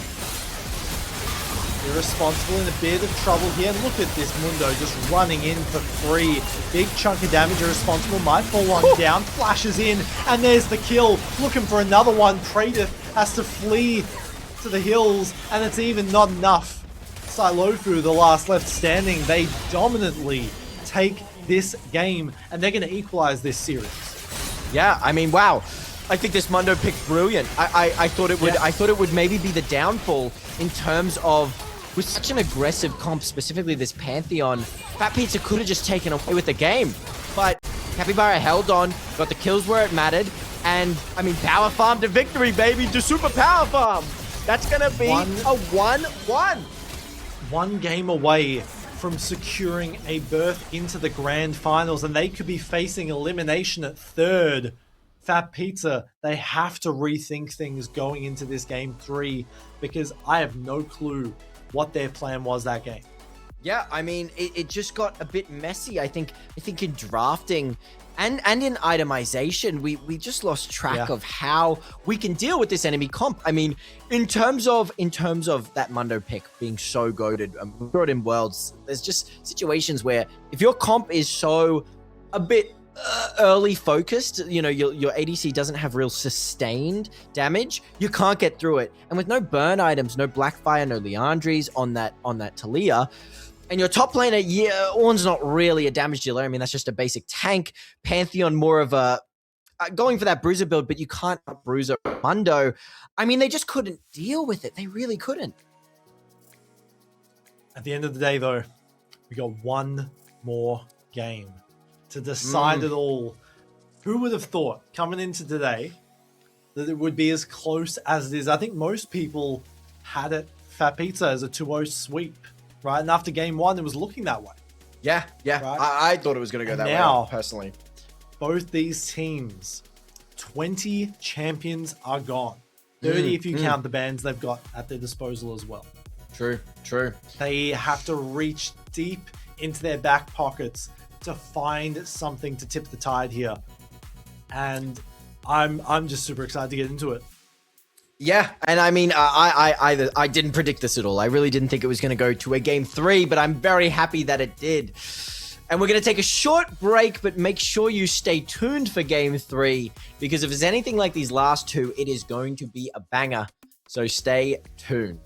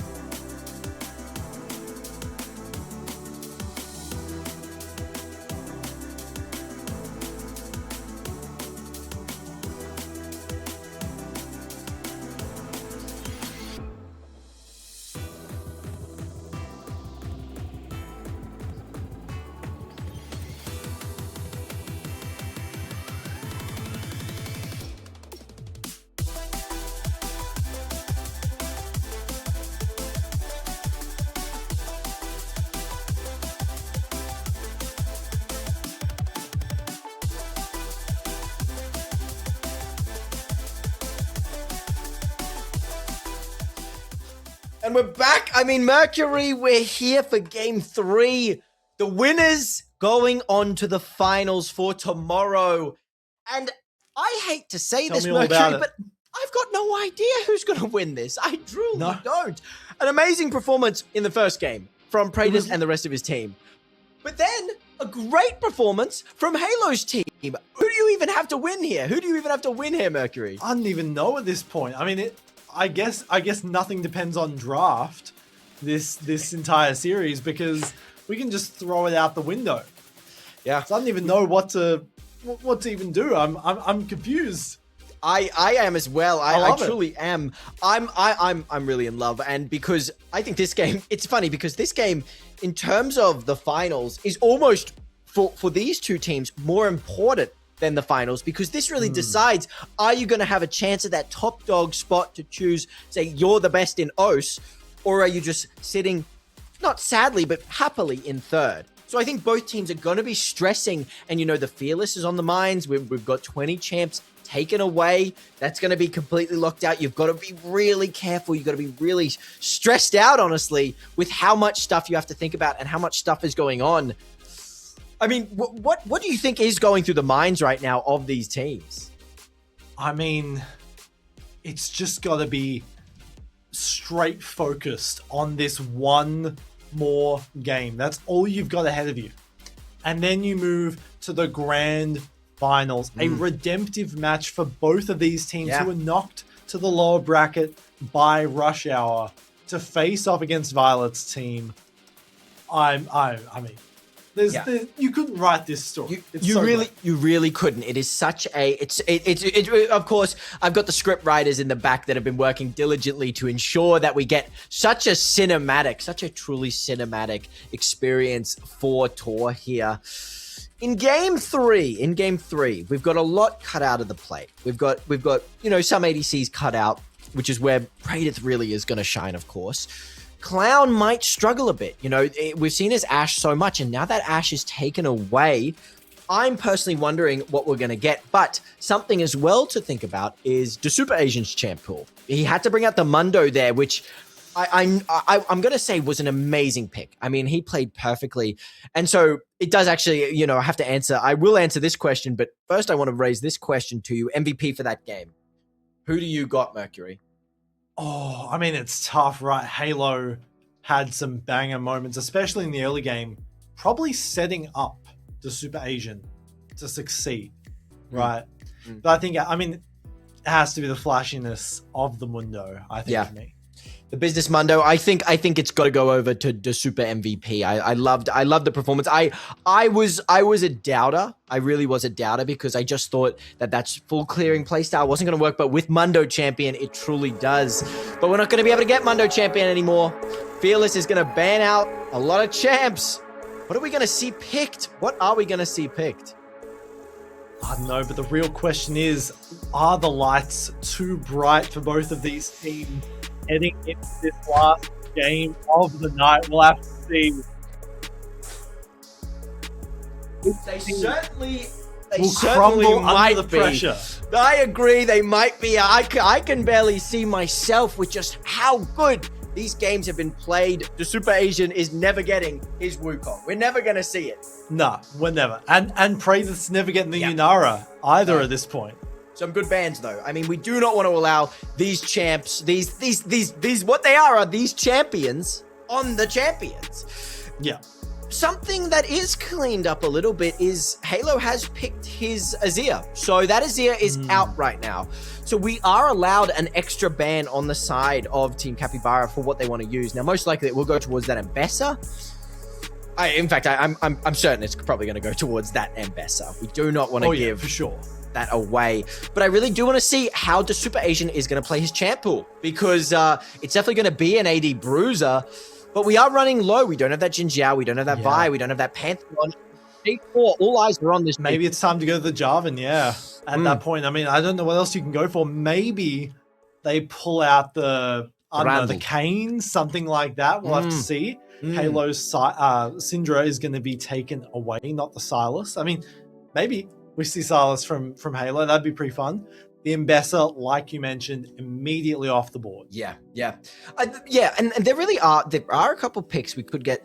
The Trundle, we could get. I really would like to see something in the way of mobility. We've been seeing these sort of I guess the Xin Zhao has a bit of mobility, but we've been seeing a bit of a slow games. You know, we had fatpizza's comp, which was a little bit mobile heavy, but these are like and with the Kaiser, of course, and stuff like that, but.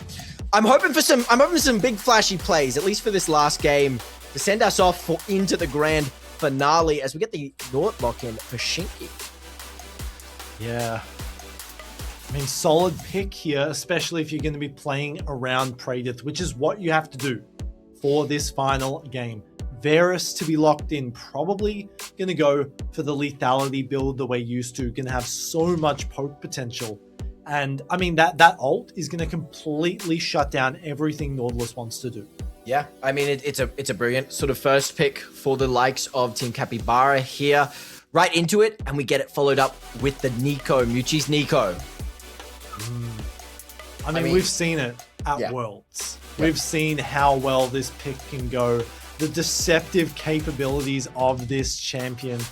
And it's a solid bot lane to start things off. They want to make a statement in this draft. Yeah, and Muchi, I mean, some of these pop blossoms and the J4 taken away from the Super Asians. Wow.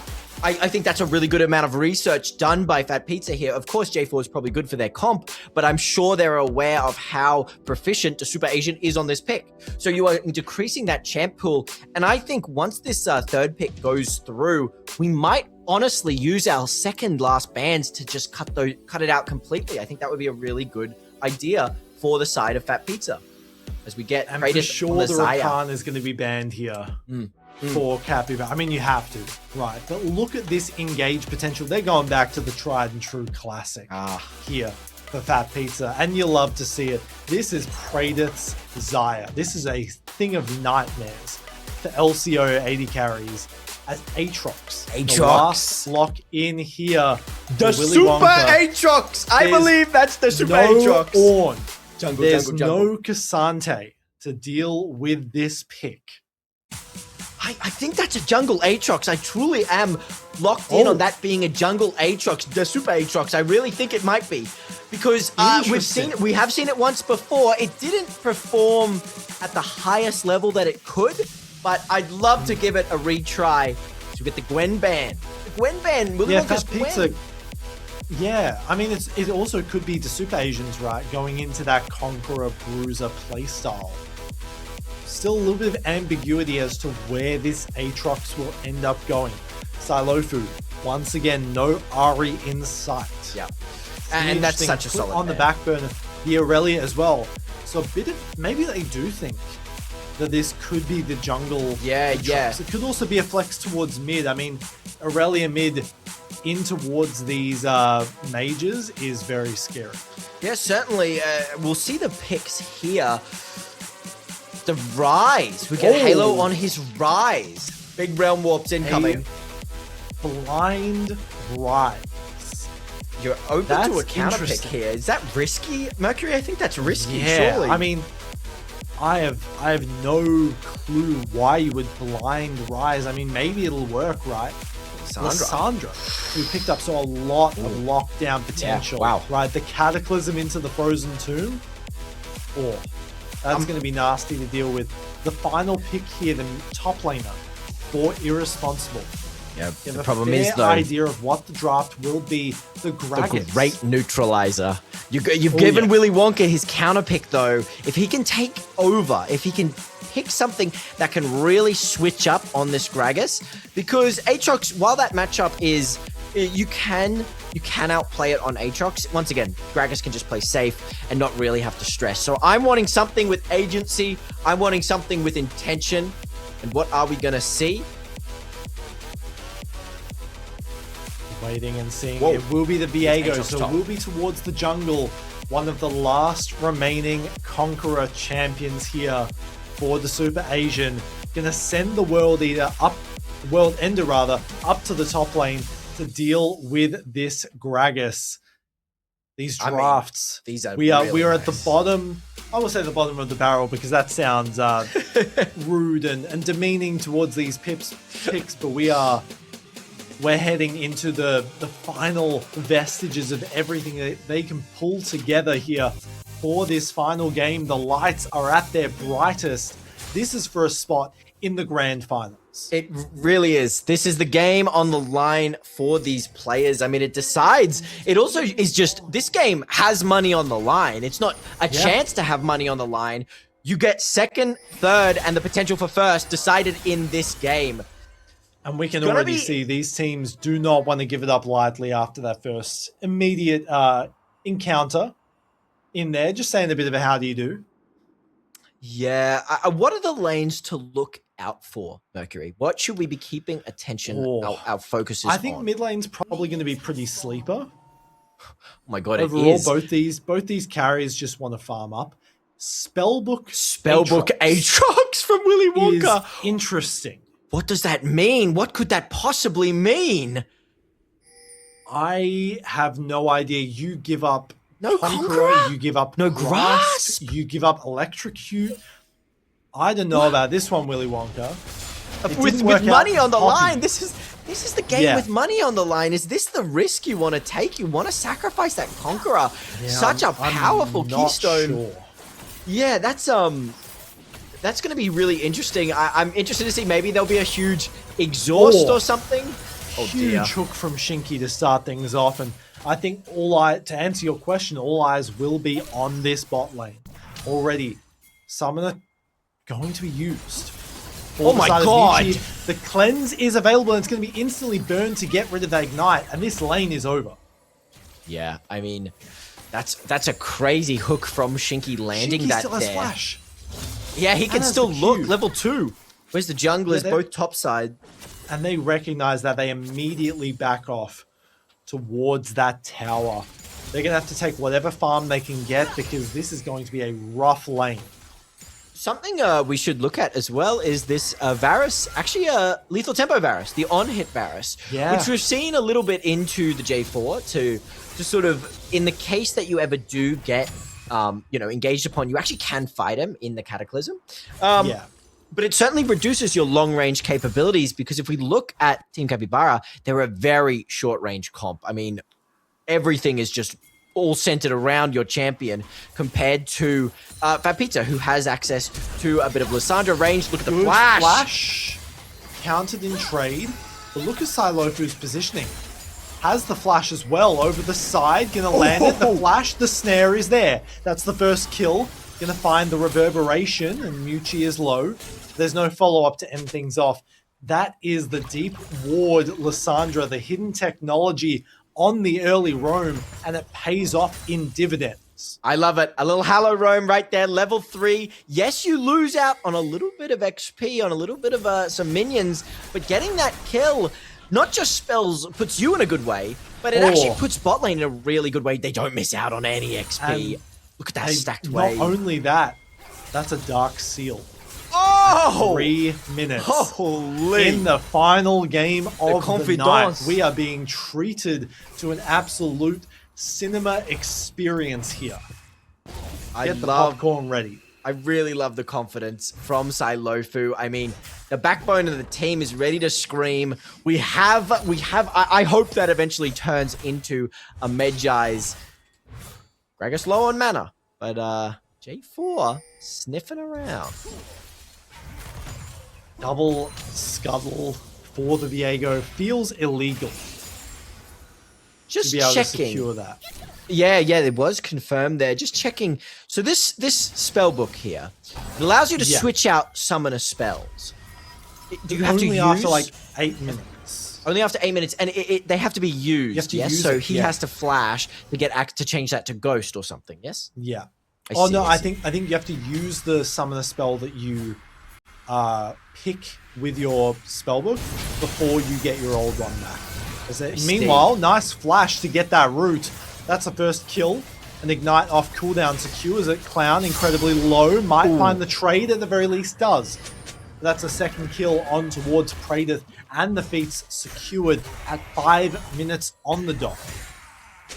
Yeah, I mean, that's already in the favor of Praedyth there. going very good. 2 kills over. Yes, you used your sums, but you don't really care too much because you're coming back to lane with a pickaxe. Huge hang power on. spike. Halo could be caught out. Flag and drag, not going to land.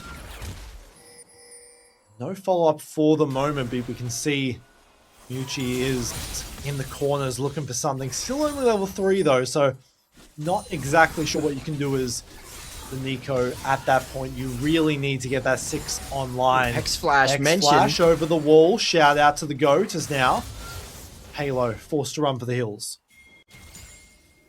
I like the idea, but yeah, Halo is able to play quite safe. He's going for a really safe look, going for that null magic mantle there. No fear. Wow. In the eyes of this AD carry. When the lights are brightest, he is performing. The Super Asian early drag. And the anchor lands as well. Clown is so incredibly low. Do they have the time to contest for this Drake is the question. 3k, he can't take it down fast enough and now has to run. Looking for the angle, flash away. Gonna land instead though. Halo is first on the roam. That's 1 kill, but it's instantly traded back by Praedyth. So no dragon taken just yet. Silofu gets a little bit of a trade on the outside of that fight. I want to talk about comps here, Mercury. Do they need to be going for early dragons in the case of scaling? Which team scales better and has a better late game and mid game? I mean, I feel like you can't allow Praedyth to get any buff at all. Right, this is already 3 kills at 7 minutes on the Xayah. One of his best champions of all time. Yeah. He's stacking up towards this first item. You have to take everything you've got. Yeah, so it was certainly, yeah, I agree completely. I think in terms of late game, especially because the engage from... Could be in a bit of trouble. Don't have the time to clear the wave for the moment. Cataclysm in. No flag and drag just yet. Played it a bit too late there and could be in a bit of trouble. Flash, but no ult available just yet. So they'll get out to safety at the end of it all. Expensive, very expensive for Irresponsible to flash there. We already saw like how much pressure this Aatrox is putting into the lane, and now after this back is certainly going to have a bit more AD to do more bullying, more so. And although, yeah, we talked about, yes? I was going to say a good, like a silver lining to the Dark Cloud is that the Catalyst is online. Yes. The tier is stacking up. So we'll have a little bit of that sustain on top of the passive. Yeah, absolutely, and that's gonna be good for surviving certainly, and make this lane a little bit easier to navigate. But yeah, talking about team comps, I mean, in terms of engage, how do we ever get into that Xayah and around the Featherstorm? Or speak of the wind, certainly not by ulting like that, as Clown, who would be in a bit of trouble, lands the Q though. Hang on a moment, Praedyth still has the ult available, looking for the first. Incredibly low though. Leaves it to the last moment, and the Super Asian with the follow-up might just be able to secure it. Has the Heartbreaker, probably going to use it, and lands the Q to end it all off. Good kill to pick that up, and now King could be in a bit of trouble. There's 4 people down here. The TP going to be secured. The turret, the execute somehow. Yuchi falls for it, but no kills traded back at the very least. So good presence of mind there to pick that up. Yeah, I mean, I had just mentioned, I'd just been like, how do they ever pop that Xayah Featherstorm? And they figured out a way. They really did figure out a way. And baby. That's how you do it. It's so true. It is so true.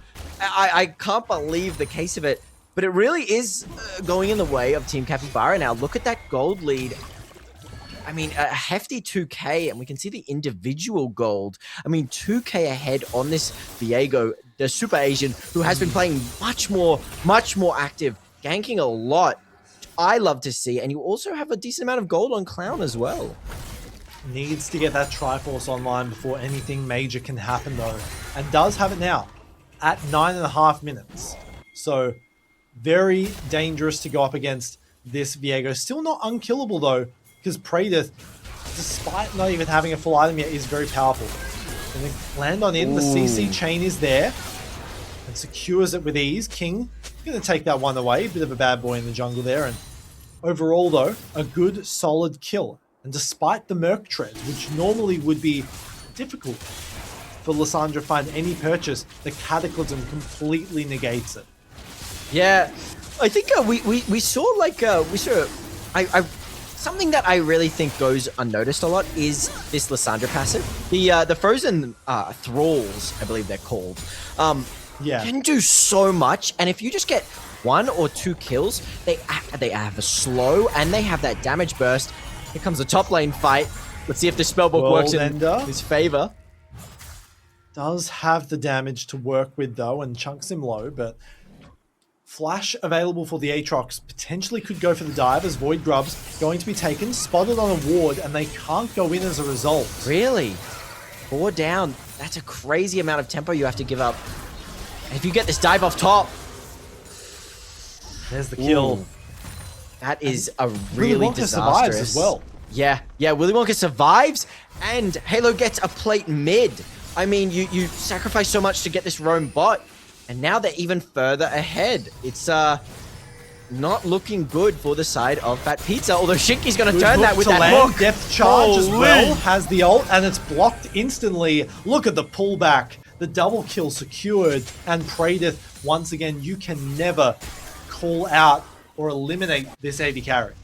You really can't. I mean, Shinky and Praedith work so well together. Shinky's landing so many of these hooks and just allowing for plays like that to drag him back to the game. And take a look here. Look at this hook. Watch this hook. Bang. Not even expected instantly. There. Doesn't even look like Clown was having any idea that there was a Nort in there. As meanwhile, once again, we have a fight in the bot lane. This time around, Praedith on the worst end of things. Now King just has to run for the hills. Not much you can do in this situation, but look at the tankiness of this Rise, right? Yeah. And that's sort of the beauty of the pick. Is tanky because of the innate build, and then does extra damage because of the extra mana. Yeah. It's crazy. Yeah. And also, take a look at the boots of choice. We've got 3 Merc threads on the top side of Team Capybara here. I mean, you need Lissandra, Gragas, Nautilus. Yeah, there's so much CC. If anyone gets stuck in a train of CC, it's going to be really rough. But this Viego is becoming a very big threat. Trinity Force is online, and he's doing a lot of damage. Look at the ward play. The Nico special. Is that a pink ward, or is it Nico? I love it. I love it so much. Look at the little eye on the map as well. Oh, Muji really wants it here. He does. Has the proto belt as well, so these engages are a little bit more consistent this time around. First tower still on the horizon for both of these teams. 1 objective apiece. And fatpizza, they do have that advantage with the feats of war. Heading in towards things, we'll have to see how it goes. Praedith takes a lot of damage. Featherstorm is nearly up. Oh no! Praedith gets tagged on the corner and now going to be in a lot of trouble. Might be able to trade things back, but Muchi lands the flash in time. That's 2 kills over towards the Varus, and they are running away with things. Yeah, I mean, that Nort ult was intentionally good, but it actually went onto the Nico clone. So yeah, that engage was just allowed to go through. And if it was blocked, there is a chance that maybe Praedith could have gotten out, or at least costed Capybara's a little bit more than it did. Just a free double kill. The cannon lost bot lane as well. Do you believe in the comeback of the tournament as a whole? I might have jinxed them. Hang on a moment. Willy Wonka over the wall, gonna flash out. Never mind. He will escape for another day.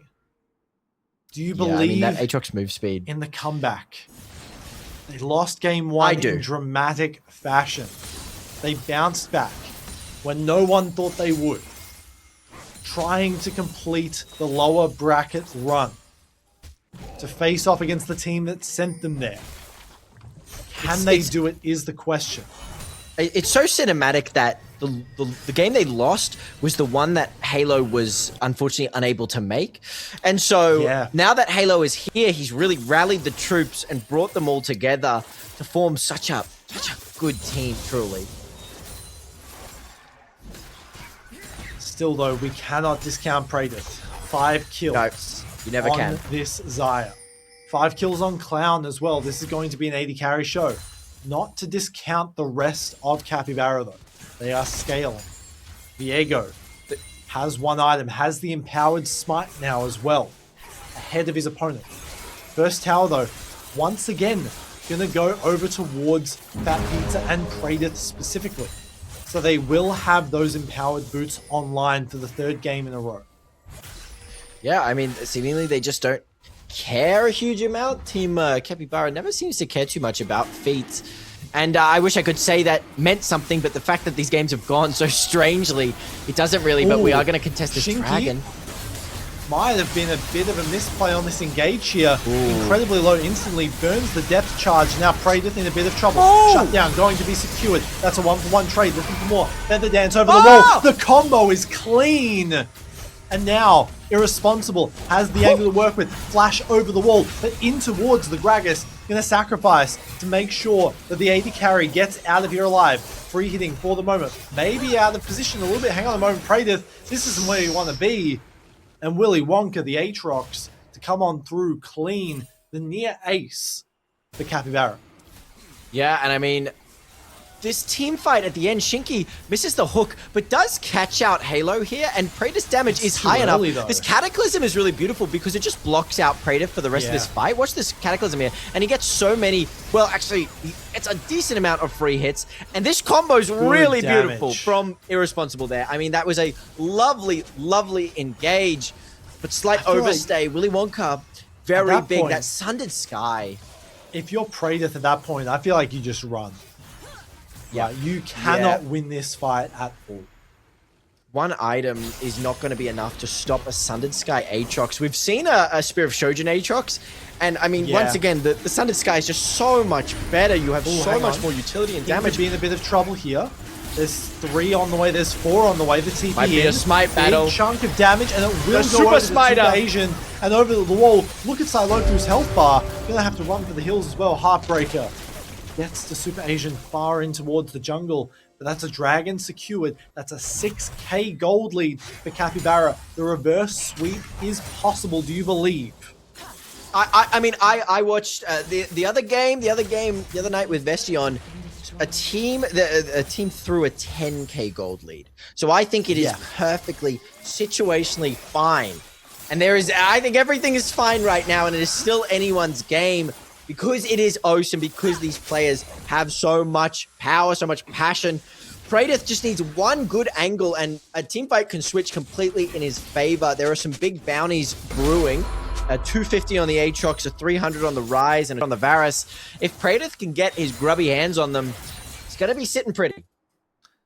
Absolutely. Flicker Blade now secured, but this lethal tempo Varus is starting to scale. That's Blade of the Ruin King and Ginsu's building towards the 3rd item as well. And how can you deal with it at this point? Especially with the cleanse, you cannot lock down this Varus in time. Something I want to point out as well, is that a frozen heart on that Nico? Is that what it might be, item? I believe that is Zeke still in the game?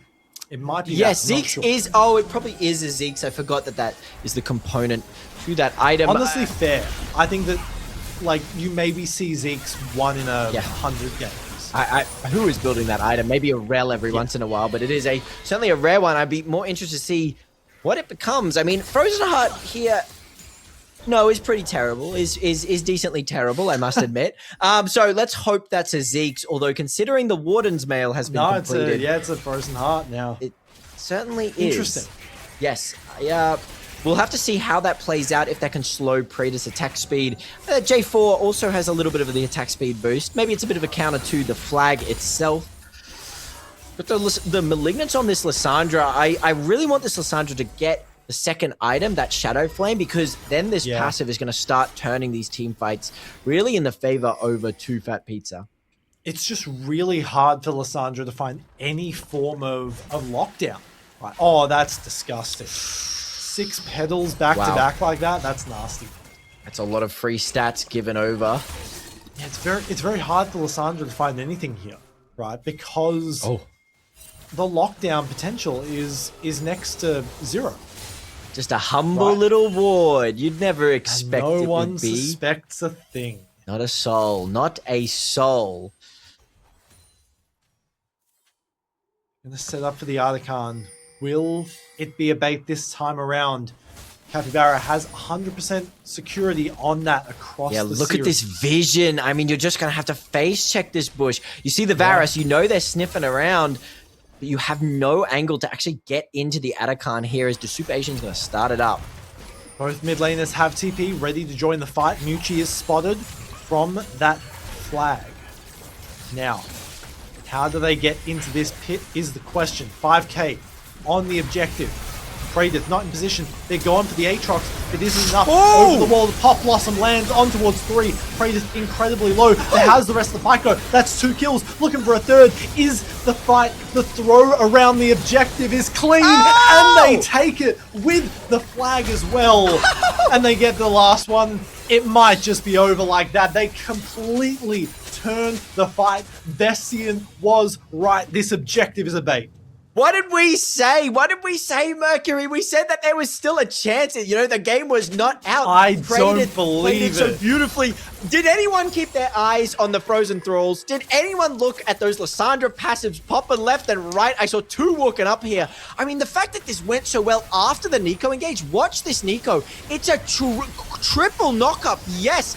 Oh my god, the fact that it turned so terribly, that instant freeze on the Lissandra, Silofu playing that fight perfectly, and then the cherry on top, Atacant for free. Give me Halo as well, I'm not done. Statistically, that was improbable. They had the perfect setup, the perfect engage from this Nico. But over the wall, Halo was just not in a position to make use of the CC. And then Silofu in the corridor layers it all with the Shadow Flame complete, like you were talking about. And they get the objective for the first time this series. They're going to give up the mount at the very least. So not all hope is lost. It's still a 3k gold lead here for Capybara. Yeah, and I mean, it is still in terms of Team Capybara in their favor, but look at Praedith's inventory. That's an IE. Look at the gold difference now. I mean, Praedith has completely caught up, taking out some of those nice little shutdowns. Irresponsible. Caught out for the tanky moment. Gragas. Irresponsible, in a bit of trouble. Has the shield, but it won't be enough at the end of it all. They are pushing everything towards this bot lane, trying to crack open the base. Rift Herald sort of wasted its first charge there. It will get the second one, but not doing as much damage. Are they going to crack this tier 3? Oh, but Clown! Look at that knock up! The CC, they're going to dive on in, and Clown is eviscerated. Halo, the next to fall. And I mean, they melt them. This is exactly really what the shred them. comp is designed to do. This is exactly what the Jarvan is supposed to do. This is something that you've been talking about all series, finally vindicated here in the final game. And fatpizza continue to stack up these pedals. They continue to claw their way back into this game. Yeah, I mean, it's a beautiful showing of this team comp. Now that they're online, we can see the combos. I think getting caught out there from Clown was such an unfortunate misstep. Shinky landing that hook into I believe it was a 3-man knock-up from this Nautilus, and just allowing the follow-up from Silofu and this J4, that Cataclysm, so much damage. I mean, the Shadow Flame Malignance, that 10 stacks on the Dark Seal, Silofu is putting out this full combo from this Lissandra, is putting out pretty much the entire health bar on any of the squishier champs on Team Capybara. I believe the Terminus has now been completed as well, but it's 3 items on the other side as well. Praedith has clawed his way back into this game, and now the gold is practically even. Across the board here, there's no one that has a direct lead against their counterpart, except maybe in the top lane. But even then, with the items that Irresponsible has, the gold lead doesn't really matter. The crowd control is enough. Yeah, absolutely. And you know, we talked to Praedith. Vestion and me talked to Praedith the other night. And he was confident. He was so confident. And he said the only thing they had to do was turn his teammates up to 200%. And that must have been what's happening. I mean, the fact that we were so far behind and now only a 2K lead to Capybara. Praedyth is on form and loud in their ears. The mental fortitude of fatpizza here is unbelievable to bring them back. I mean, if I was in their position, I would have tilted out of my mind after how the early game went. But they held strong. They kept their cool. And on the other side, Collector for this Viego is going to fall off eventually. Right? All Absolutely. that lead that the Viego has, the Ruined King, got to see Praedyth in a bit of trouble. The CC is going to land for the moment. Look at Mucci, incredibly low. Feather Storm is going to land. That's one kill. Oh my Looking for God. another. Flashes on in a bit too far forward there. And hang on a moment. Silofu in the fight now, though. On the way. Halo incredibly low. It's just up to Willy Wonka to turn this fight. The World Ender. But the CC is there. Is there enough healing to secure this? Look at the damage. It's incredibly low. Conqueror may be able to live for a little bit longer, but Irresponsible claims it. It's just Mucci left standing, and suddenly they have the gold. Almost even. They have the kill lead for the first time in what seems like an eternity. Okay, I really want to say, so Willy Wonka had a cleanse there from that unsealed spellbook. If that had turned the fight, I would have eaten my shoe. Because I still don't understand why he doesn't have Conqueror, but that was the only moment in this entire game that it's actually looked not terrible. Look at how deep the Super Asian goes by himself. Clown could not follow up, and so he just gets incredibly shredded very quickly. And with that being your primary, where majority of the gold is besides Clown, getting killed that quickly spells disaster for this team fight. And Willy Wonka holding on as much as he can. Watch this cleanse here. Bang! Lissandra, useless, but not enough. Even with Praedyth's, let's be honest, over-aggression. Now, hang on a moment. Willy Wonka almost caught out. Broken. Cataclysm, not going to land. Hang on a moment. Over towards the wall. Silofu has the angle. Huge pop blossom on towards Praedyth, but there's just no damage. There's no follow-up. They just melt in the face of fatpizza. They're running them down. The double kill, the triple kill for the AD carry. Looking for more, but the hook's not going to land. They're going to turn right towards the Baron. And once again, I thought, okay, that ghost, that unsealed spellbook coming in clutch, but beautifully played from this J4, from King here. I mean, the engage on to trap them all in the Cataclysm, the EQ out, the Flag and Drag out, just kept them stuck in there and allowed for a bit of recalibration from fatpizza, from Praedyth to actually sort of understand what was going on. And once again, the Super Asian just find himself falling by himself. Mucci taking the L first as well. These team fights are not going in the way of Capybara, and their lead has just completely disintegrated. The 2K gold lead now on the side of fatpizza. Let's try and sneak a dragon. Might be doable. I mean, they need to at this point. That's all they have at their disposal to try, but they don't have any damage towards it. Viego is not on the way, and Halo cannot solo it. This could be the last breaths for this team. Is the miracle run over? Is the question. Could we be seeing back-to-back over the course of this weekend? No. Versus Rush Hour, we'll have to see. Immediately caught out. Pop Blossom doesn't land properly, and Praedyth is allowed to free hit. Forced into the stopwatch, and look at them just melt into oblivion. That's one kill. Silofu falls at the very least. A nice shutdown.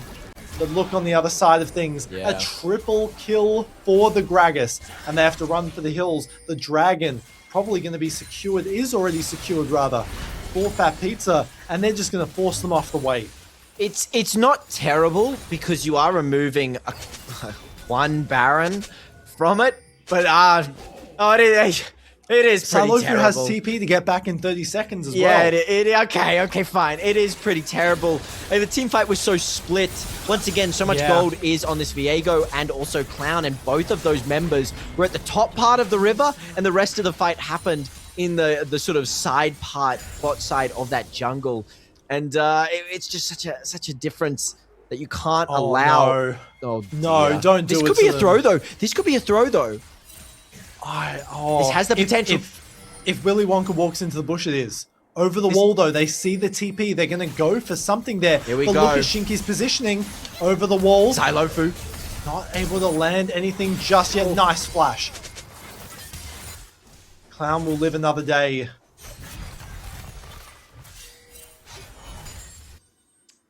I hate these bush plays. I mean, when you're so far ahead, it's just unnecessary. You can just choke them out, get your turrets where you need to be, because the D push isn't amazing. Yeah. Clown's got, pretty high attack speed, but other than that, it's only really, I mean, Aatrox struggles so much into Baron minions. It's only really Halo on this Rise that can deal with some pretty stacked waves. And I guess we'll see how Willy Wonka can do this. He's got his 3 items, looking for a Jack show on that 4th. 12, 6, and 2. Oh no. The star, the captain over the wall, Silofu, a big chunk of damage. Pop Blossom only lands onto 1. That's 1 instantly gone down. Willy Wonka trying to find something, but the flash is clean. Shinky's going to pick that one up, and they immediately collapse. I mean, that was a Silofu, once again, just the backbone of this team. Such good performances. I mean, engaging, peeling, putting out so much damage. A beautiful Zhonya's so you don't lose any tempo there or even damage on yourself there. It's just a perfect storm, really, for Fat Pizza. What a turnaround. And now pushing in, no Baron at their disposal. Halo trying to make something work towards this mid lane, trying to draw their attention away, but is it too little, too late? They have another wave on the way. Inhibitor to fall. Is TPing back now. Looking for the angle, though. They're going to get out safely. That's another inhib down. 1:50 on the Drake. 2 minutes on that Baron. That's probably going to be where this game is decided. Yeah, it definitely is. I mean, Halo trying to... We saw this once again. He's realized... What he actually has realized, it's just like this Tristana game. He's realized that there's no chance that they win team fights anymore. So the angle for him is to split push and just hope that Fat Pizza is not aware. That is going to be the sort of Hail Grace, Hail Mary long shot. And it's certainly a shot that can be fired. It just depends on the macro of Fat Pizza and if they are aware of what Halo wants to do. TP, rather the back. Going to be secured here by Capybara, rather by Halo. So not going to fall on down as they are collapsing towards this bot lane, trying to open up the rest of this base, get those double supers on the way. Shinky. Q into the wall, takes a big chunk of damage and just going to melt. Depth charge, Clown takes a lot of damage, but the CC is there. Immediately irresponsible collapses though. That's 1. It's traded back for the Heartbreaker. Hang on a moment, Praetus could be in a bit of trouble. Lands 2 on the pullback, but it won't be enough.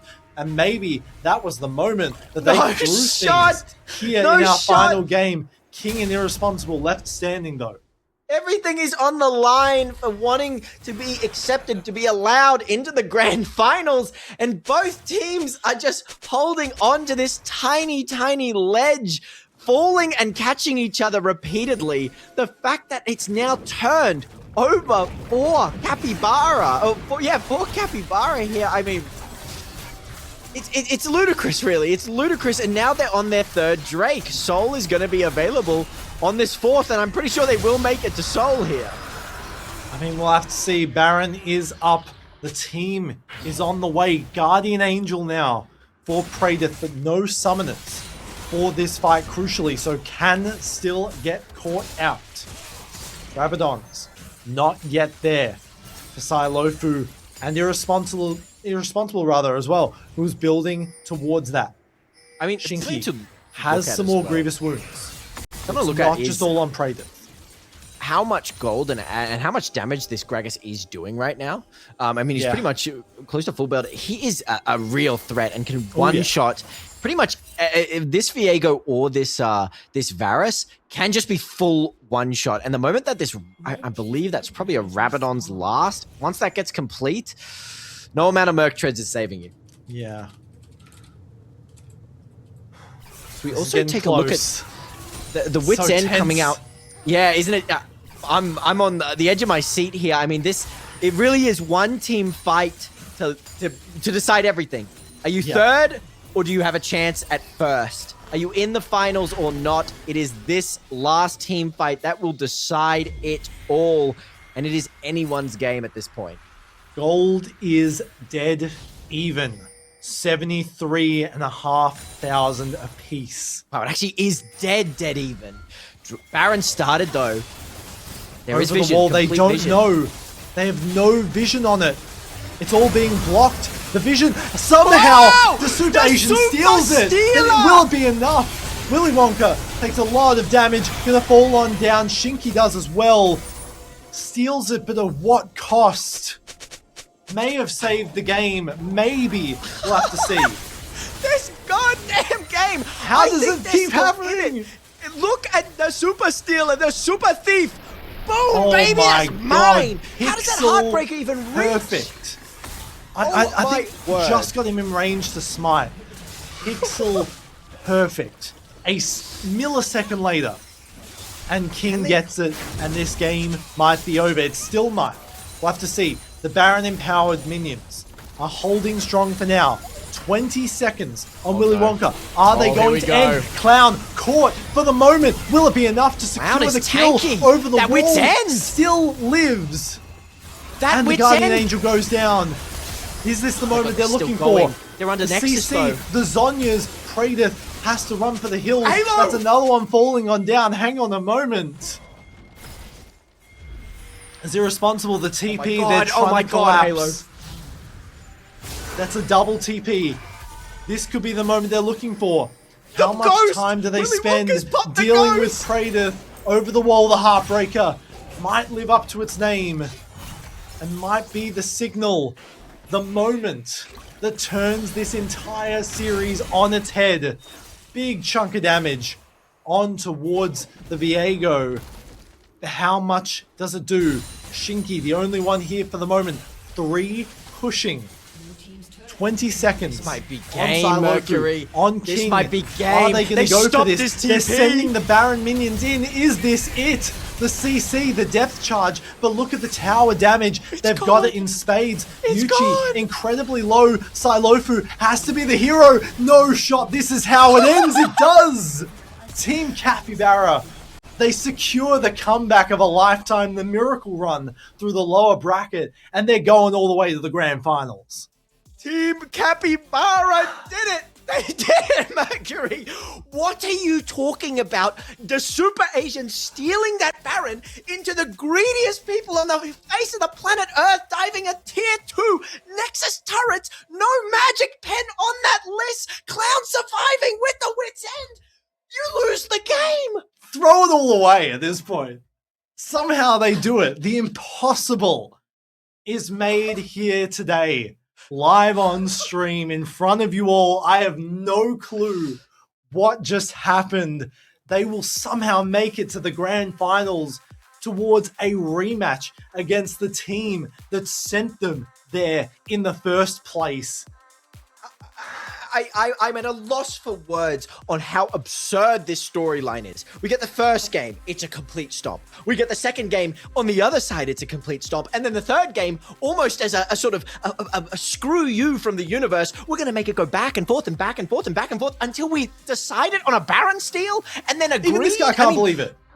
No one can. No one in Twitch can understand the fact that that game was frankly absurd. There was it a 7k gold lead at some point? I think it was a 7k gold lead. I mean, onto the side of Capybara, but then brought back so perfectly. The rope was pulled straight back for Fat Pizza, and then all for that to end. They wanted to end there. Both teams wanted to end there, but Fat Pizza thought they could end that Wit's End terminus from Varus.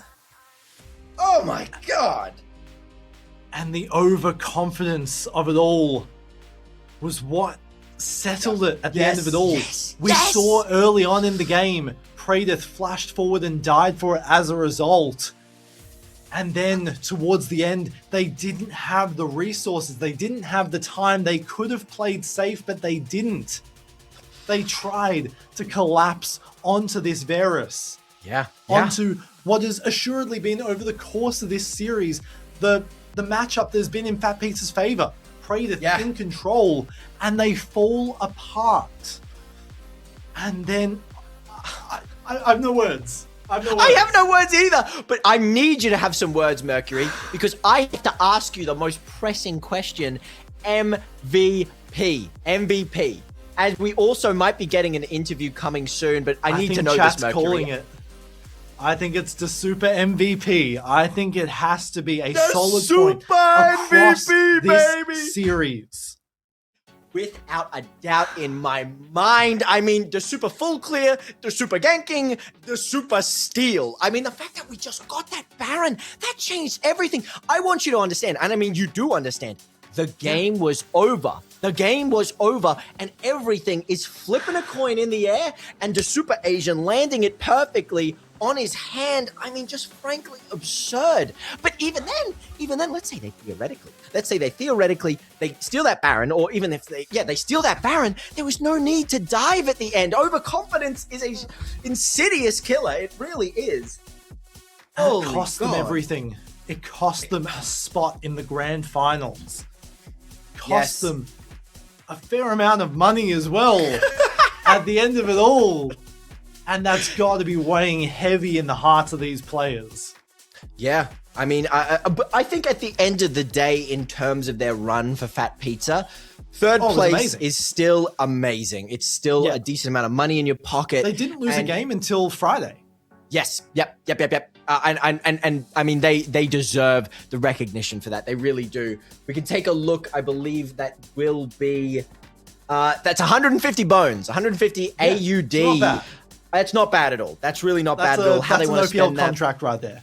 That is, that is, and you know, like I heard from Pradith, maybe he was going to donate all of that to some lovely charity or foundation. But of course, it's up to the teams on how they want to do that. But more importantly, we have an interview from a certain member from Team Capybara. And here he is, the captain himself. What an incredible performance today. What was running through your mind heading into that base defense there?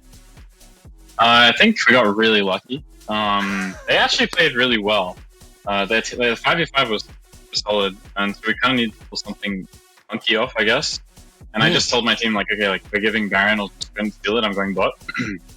And the Super Age was pallet bot. You are remarkably calm, given what just happened.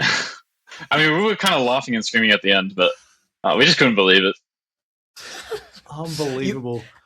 You absolutely deserve it. I mean, in terms of that decision, at what point in the game were you thinking, okay, we need to make a sort of wild play to turn this around to win? Was it what team fight exactly, if you remember it?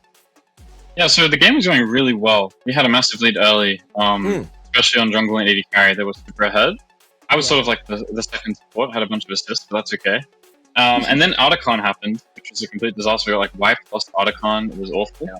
And then after that, it like snowballed. We lost the next fight and then the next fight. And then at a certain point, I was like, okay, we got to get funky. Like, we're just going to side lane.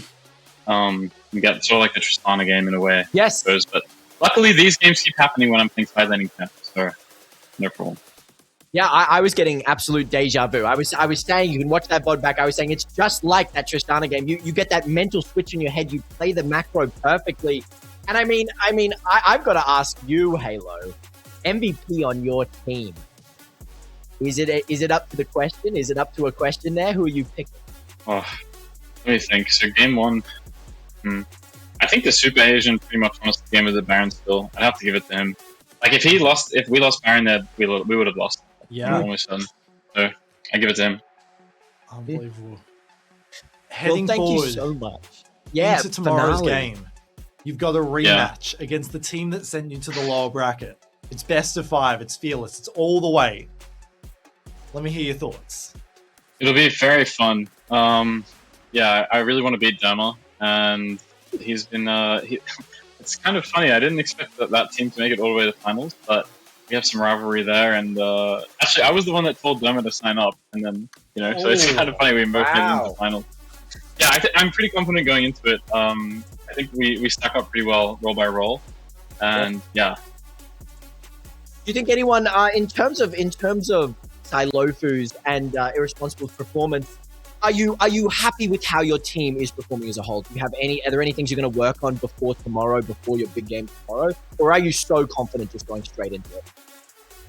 Yeah, I think we didn't play that well today. We've usually, especially against this team, I was very confident coming in. I thought we'd 2-0 them. I thought like teams before them were even more difficult, but they actually played pretty well.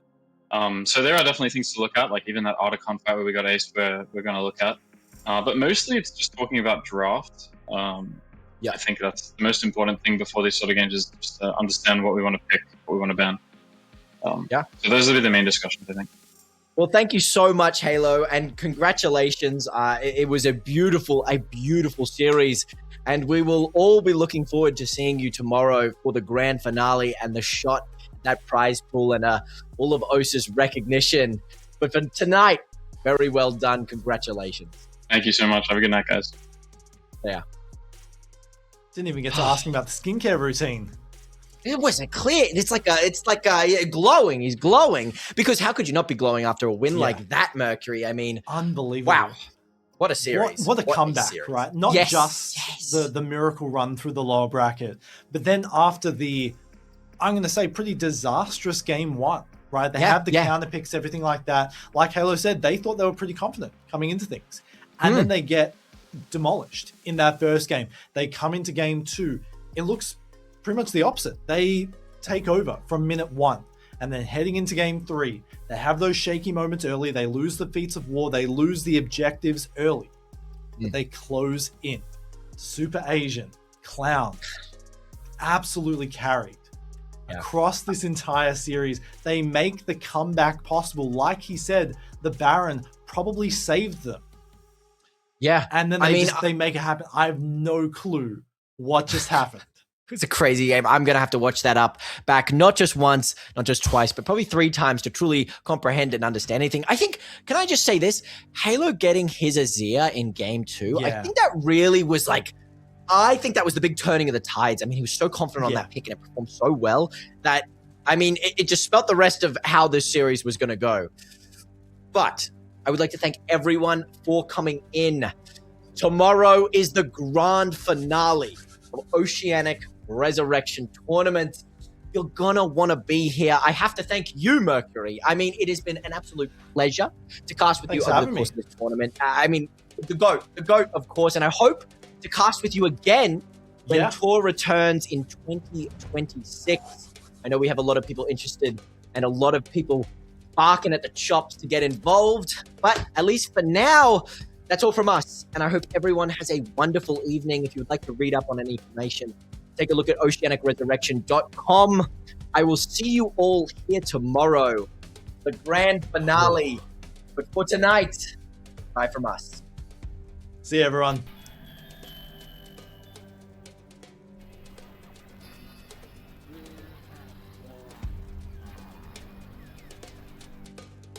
Willy Wonka's the GOAT. Oh, there we go.